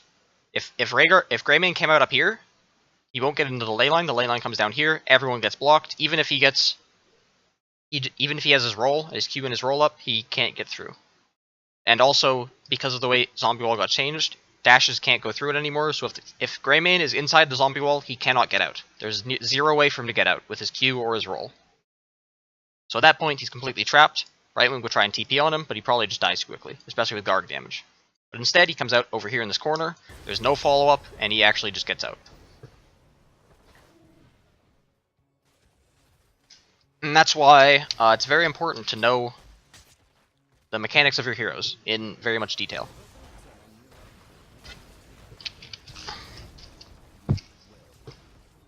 Because again, this is another 60-second window basically, where KSV can do almost whatever they want.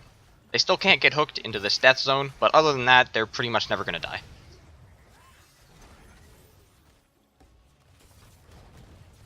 So it does still make it difficult for them to actually escort shots into the death zone. But they can get every single fort that they could potentially look for. There's a nice ice block. Though it looks like Chromie was getting punished. What was she getting punished for there? Was that just a random hook? Just a good hook. Caught her in the middle of her W casting, but just a good hook, but a good reaction. Staying safe. Better to not die, and basically put your entire hero on a 60-second cooldown. And instead just put one ability on a 60-second cooldown.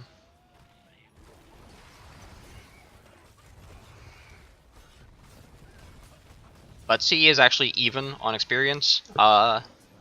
All of the Gorges, even though they weren't getting kills, they at least forced Brightwing's TP, which allowed Dahaka to get a lot of soak. Plus, constantly trading these forts accelerates the overall experience in the game. It still stays even. If you're ahead, then you'll stay ahead, but the other team will just be getting boosts to their experience, because you just constantly trade back that experience. Back and forth. Now there's a triple cap. Oh god, Nazebo took this talent. Okay. Alright.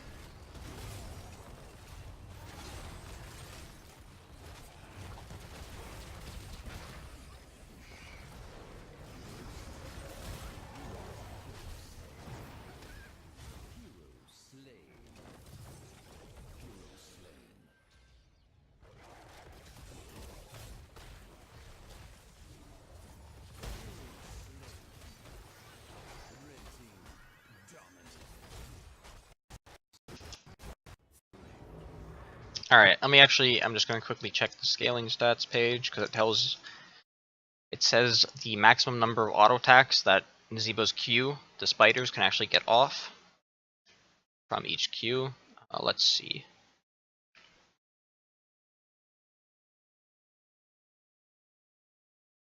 Looks like they attack 12 times overall.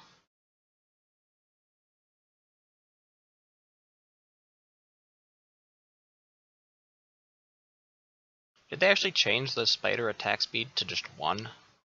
Whatever it was before? Am I crazy? This is 4. Actually, let's just go into a try mode again. That'll make things a lot easier.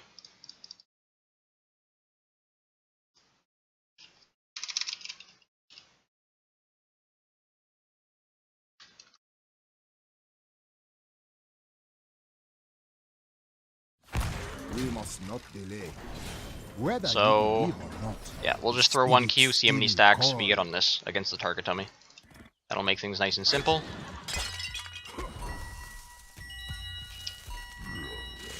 So 12. Okay. So each spider, you have 3 spiders, they all attack 4 times. He does not have the spider talent level 7, so he only gets 3 spiders. So every 9 seconds, you get 12 auto attacks. Divide that by 4, so you get 3 seconds of cooldown reduction on your E and Q, or on your E and W. So basically, every 9 seconds of actual game time, you will get 12 seconds of cooldown reduction on your W and your E. 3 additional seconds. And that is all that this level 16 talent does. And also, you have to note that this only actually works. Let me get rid of my ally hero. So this only actually works. You only actually get the maximum number of auto attacks if the enemy hero is standing still or moving into the spiders. If they're kiting, the spiders attack much less often. Looks like that time it actually just auto attacked 4 times anyway. Maybe I'm just insane. Maybe they changed the way that functions. But if you hit all 3 spiders and they auto attack the maximum number of times, they don't get disrupted in their auto attacks. You only get 3 seconds of cooldown reduction on your W and E. And that is on a 9-second cooldown for your spiders. So it's just a really weak talent overall.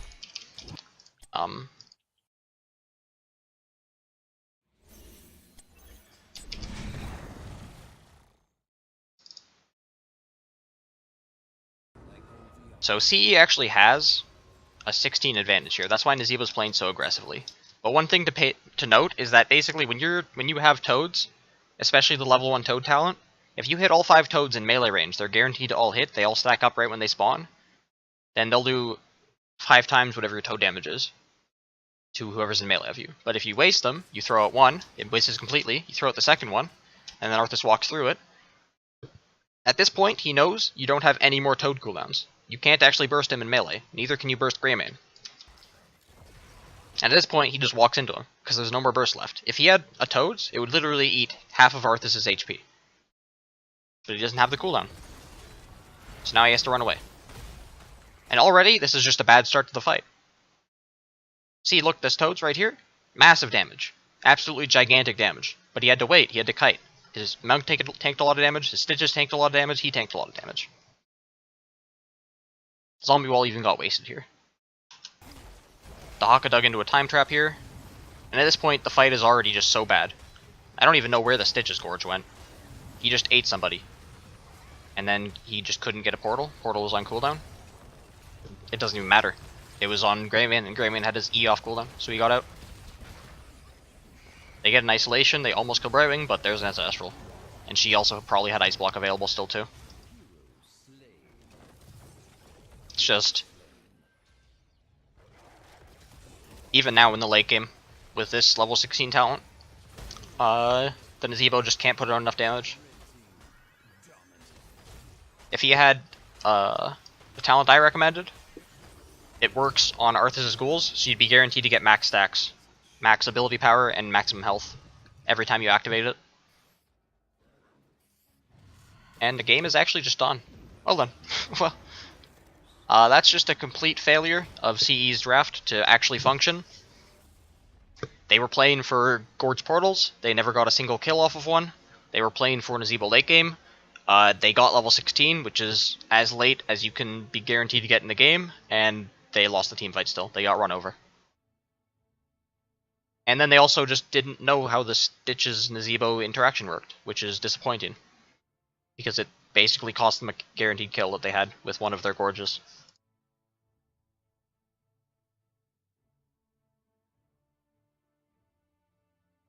I mean, KSV played well.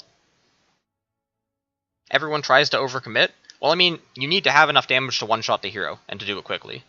The issue that CE had is that with a lot of their Gorges and then Portals, they didn't have follow-up for it.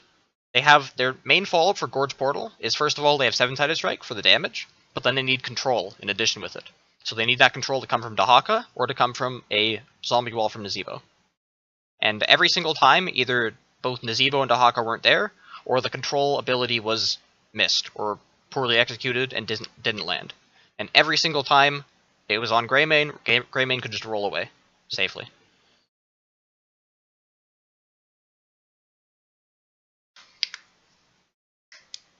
I mean, like, Gorge Portal is very, very powerful. If you can just kill a hero, every 60 seconds that's broken. But it's not that reliable. You need to be able to execute it, and you need to have a good enough draft to do it. And I mean, CE's draft was capable of killing off of every Gorge Portal, but they didn't execute it. That's it. And KSV was giving them opportunities. It wasn't like KSV was playing so well that they, like, pre-cleansed every Gorge, or pre-cleansed every hook. I can actually go back quickly, because I do want to actually show one instance where Cleanse was used to try and prevent Gorge Portal. I'm on, just finished game 1 of KSV vs CE.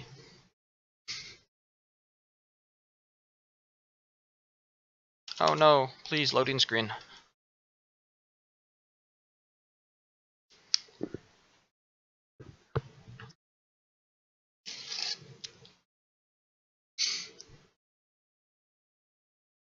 Alright, guess need to refresh the page. That sucks.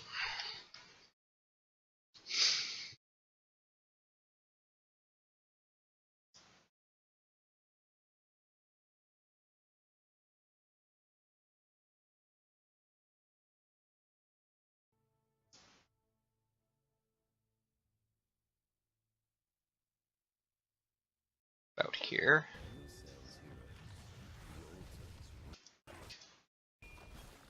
Now it's back.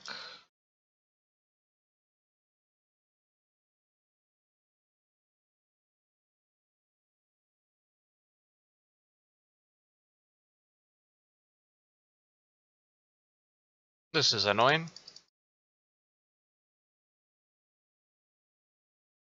I'm gonna just eat a piece of pizza.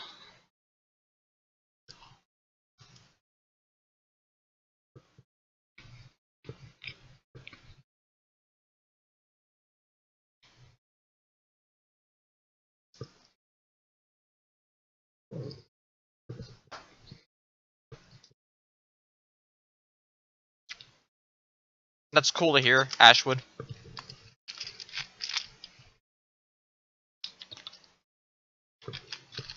This has actually gone a lot better than I expected to. Because normally if I'm just watching something by myself, I do have like an inner, like, sort of monologue.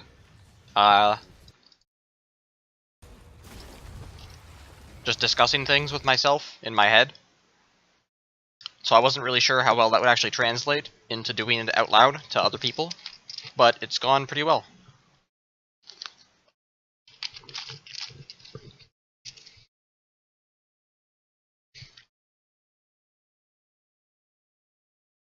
Hopefully, we get to the point in the game that I'm specifically looking for.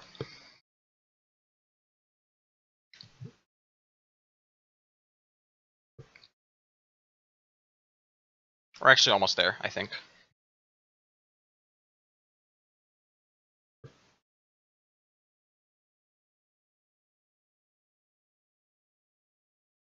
Yeah, we're almost there. Okay.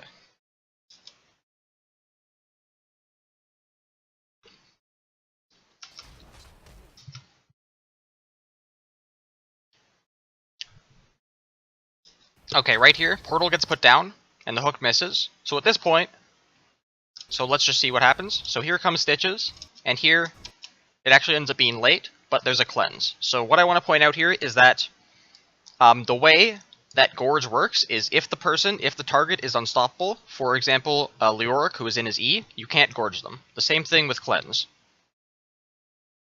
So, right here we see Rhaegar cleanses to attempt to prevent Gorge. I'm not sure if Arthas was the actual target he intended to cleanse, or if it was supposed to go on Greymane. because Greymane's squishier. But if Greymane got eaten, then the target would have just been Arthas, who was directly on top of him. But I just want to point out that basically, if you have a cleanse, and your support is literally like a robot, and is a perfect player, he can literally react to every single hook he sees, react to every time Stitch is in range of a target to Gorge, and he can cleanse them. And he can actually just break it instantly, before the Gorge even goes off. And I want to point out that that didn't happen this game. He attempted to do it this game. Maybe it was intentional for him to do it on Arthas, because he knows that Arthas doesn't have the mobility that Greymane has. And if Arthas gets gorged and taken away, he'll be isolated, and he will die to 7-sided strike, whereas Greymane can roll away, potentially. But I just want to point out that there are other situations in this game where, potentially if Rhaegar had insanely fast reaction time, or insanely good awareness, he could have potentially pre-cleansed a hook, or pre-cleansed a gorge, and just completely prevented CE from even having the opportunity to pull off this combo. But it's extremely difficult to do, especially if you don't actually have vision of the stitches, and for a lot of other factors too. But that's like the literal most difficult play in the game.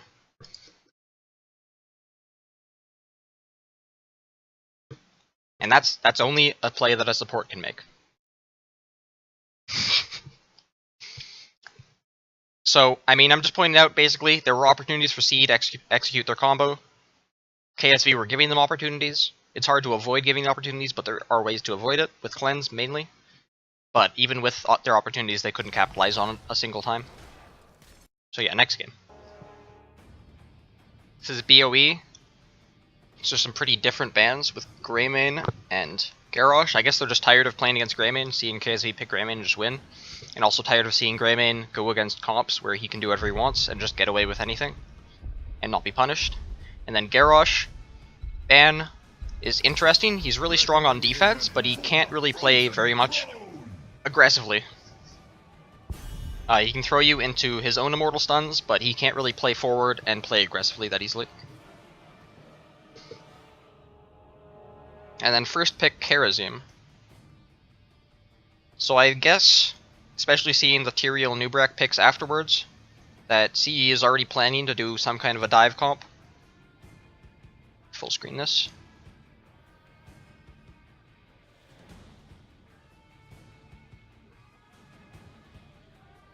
Yeah, you need to go down below the stream to find that out. Partly Nubrak is just there to counter Genji, and then this is just in general, really strong dive. All of these heroes can go on basically any target they want to. I just expect Abathur ban, yeah.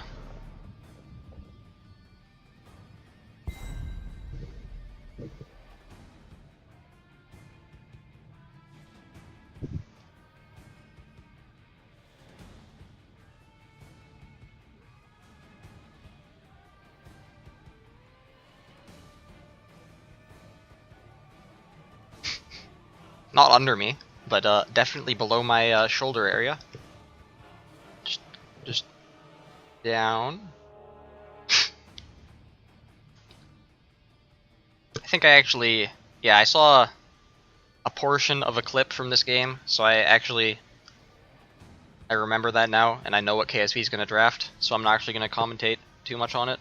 I mean, the main thing KSV wants is heroes that are good against dive and can either be tanky enough or mobile enough to not get targeted down and focused very easily. This realm needs me. And Li Ming does that. And then Arthas. Okay, that's a very late Tassadar Tracer in the draft overall. You would normally expect her to be picked higher. Like, even KSV could have even just taken Tassadar Tracer themselves, and that would have been a strong composition. They'd overall either be able to poke out solo support Monk, or if it ended up being double support, then they would be able to just out-sustain fights with an Arthas again. But at this point, again, unless CE is using 7-sided strike and pulse bomb on Arthas, he's going to be unkillable. And that is a lot more unkillableness added to everyone too. So this gives them the D-Shield Dragonblade to counteract Cocoon, but it does not counteract Sanctification, which will still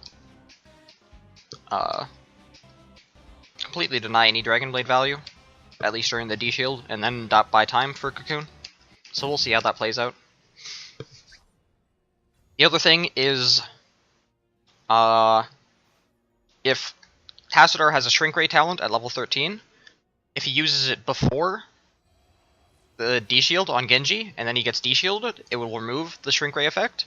And while Genji is D shielded, he cannot be Shrink Rayed by the Tassadar. That's just another mechanic in the game.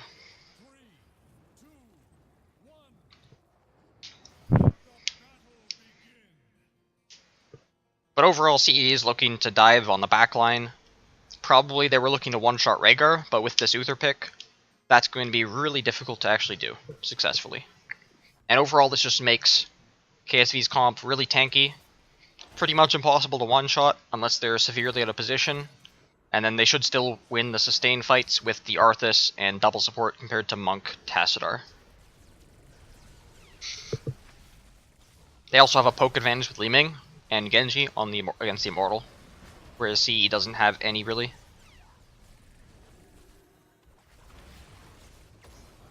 Both teams 2-3 lanes.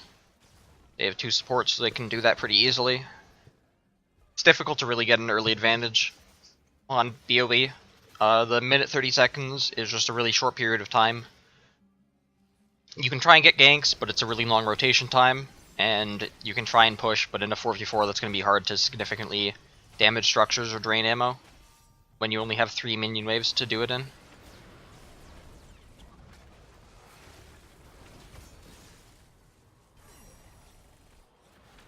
It looks like... Okay.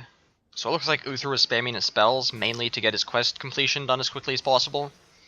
And he knows that when the Immortal spawns, so as long as he's back and he's healthy when it's spawning, he should be fine. It does sacrifice a little bit of wave clear priority for the 3rd minion wave, so Li Ming will be stuck in the bottom lane for a little bit, whereas CE can all leave the bottom lane and group up. But it looks like in the top lane, the opposite happened and KSV had a clear advantage. Tracer is dead. Never mind, she's not dead, but that was really odd. Actually, just want to replay this again. So, looks like she just walks into melee of Arthas to get her melee off, gets slowed, blinks. She doesn't dodge the root, she actually walks into it, and then she had 2 blinks available. So right here, she has 2 blinks available, so this Arthas root should be very easy to dodge. But she actually walks into it, and then that forces her to use a recall, a 26-second cooldown, and that recalls her into the enemy team, and then she uses her 2 blinks, and then she gets a lot of shields. That's already not looking good for Tracer. Is it bad I thought Divine Shield was AoE? I mean, kind of, I guess, yeah. I feel like it's pretty clearly only on one hero, unless they're, like, severely stacked. And at worst, you can just read the ability to really figure it out. That's a pretty early Tassadar E usage. There was nothing going at him.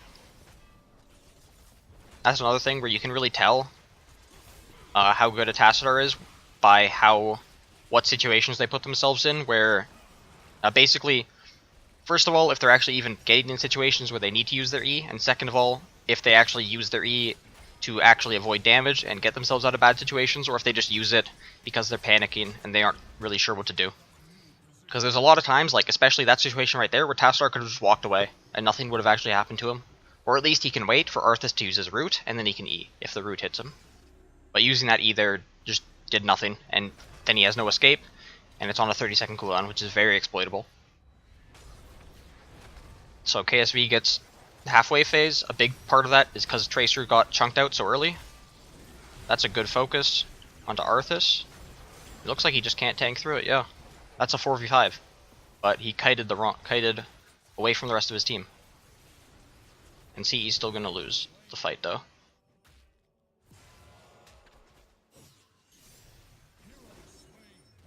Okay.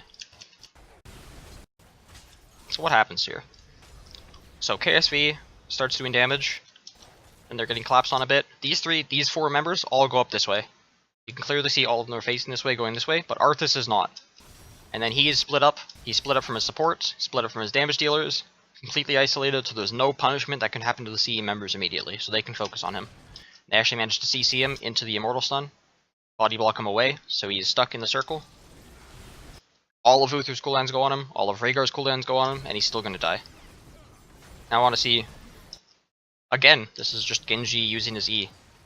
It looks like he was just tunneled overall on doing damage, and then Genji was on top of him, and then he wasted his E. And didn't even juke very well with it.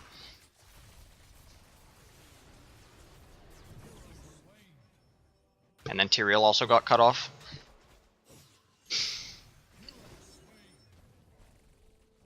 I think probably CE was going to lose one member during that, but I don't think they needed to lose two. And they were trying to get a soak advantage while that was happening. Oh, Rich actually dies. He ran out of mana. Looks like he jumped away late. What happens here? Yeah, he just jumps away late. Tracer gets to blink in and full combo him.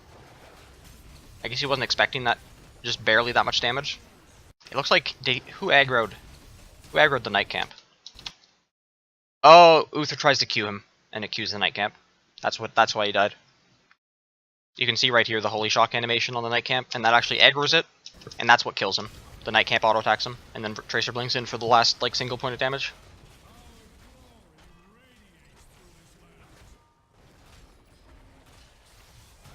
But again, KSV is getting counter kills. Why did Monk dash in there? Not sure what Monk expected here. I guess he thought he could kill Li Ming, but he couldn't, and then he died. Please tell me that Tracer doesn't die at least. Please? Okay. So, I mean, even the Koreans, the best team in the world, they still make mistakes.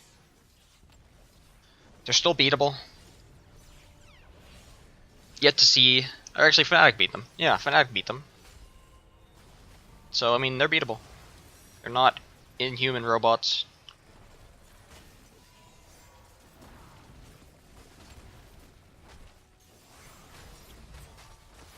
So here, CE is collapsing as 5 to look to push up on KSV, being overextended, but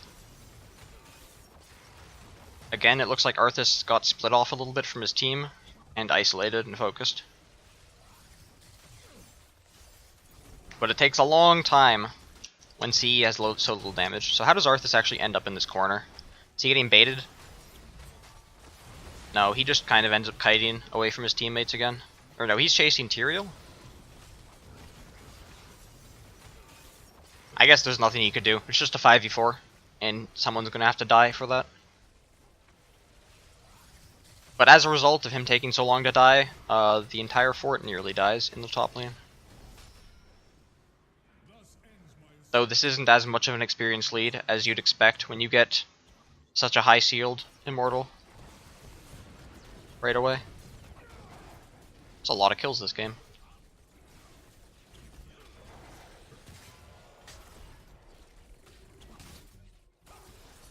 That's pretty surprising that Tracer kited that way. I guess she needed to get to her fort.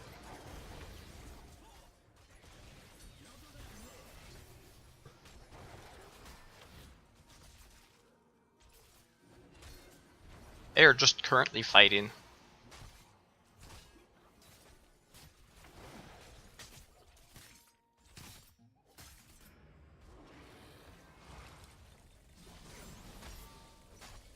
It looks like KSV is just trying to commit as 5 and trying to force down this top lane fort. But they've given up on that. No, they haven't. They're still going up here as 5. Genji's getting bottom lane soak. Okay, yeah, they've given up on that. They've decided they need to actually get soak. CE isn't going to give them the fort.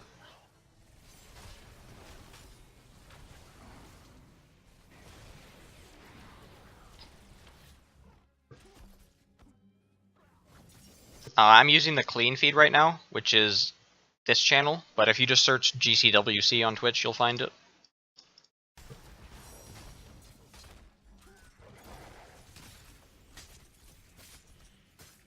Are you ready, heroes? We approach your position.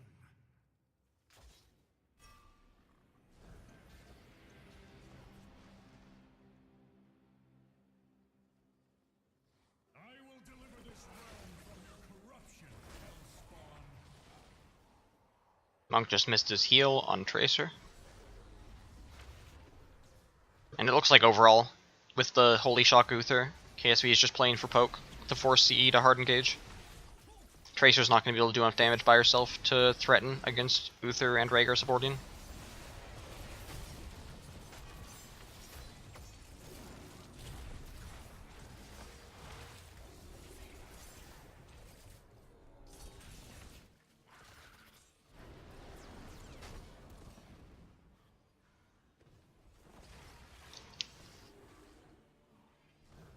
One issue with CE's comp mainly is just that they don't have a hero that can really go out and get soak in the side lane and do it very quickly.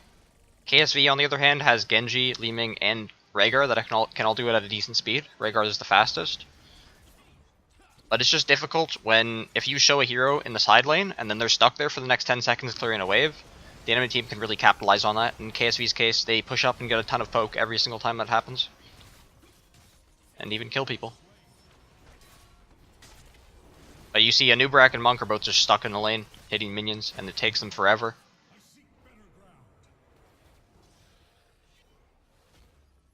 And like, if CE splits off Tassadar, then suddenly Tracer can't do anything anymore against all of the damage. It's just a difficult situation. They either have to lose their top lane fort to just the minion waves and lose all of the soak, or they just have to give away a lot of damage to Li Ming and Genji poke.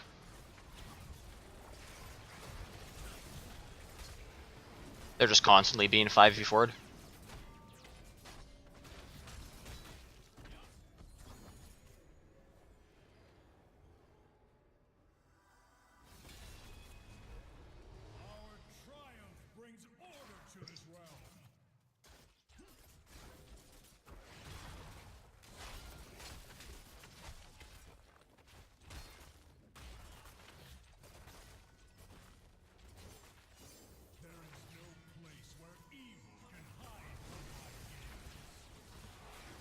CE is not so far behind they can't come back though. Even if this Immortal gets the fort, they can still just play for team fights if their comp actually wins team fights.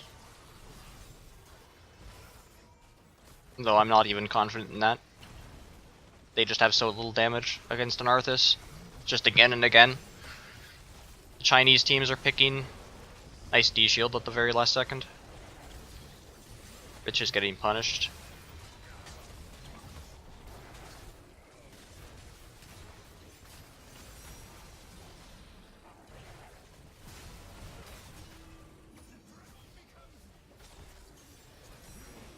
That's a bit of a surprising Dragon Blade, to be honest. So Rich actually gonna die for that? Oh, his supports are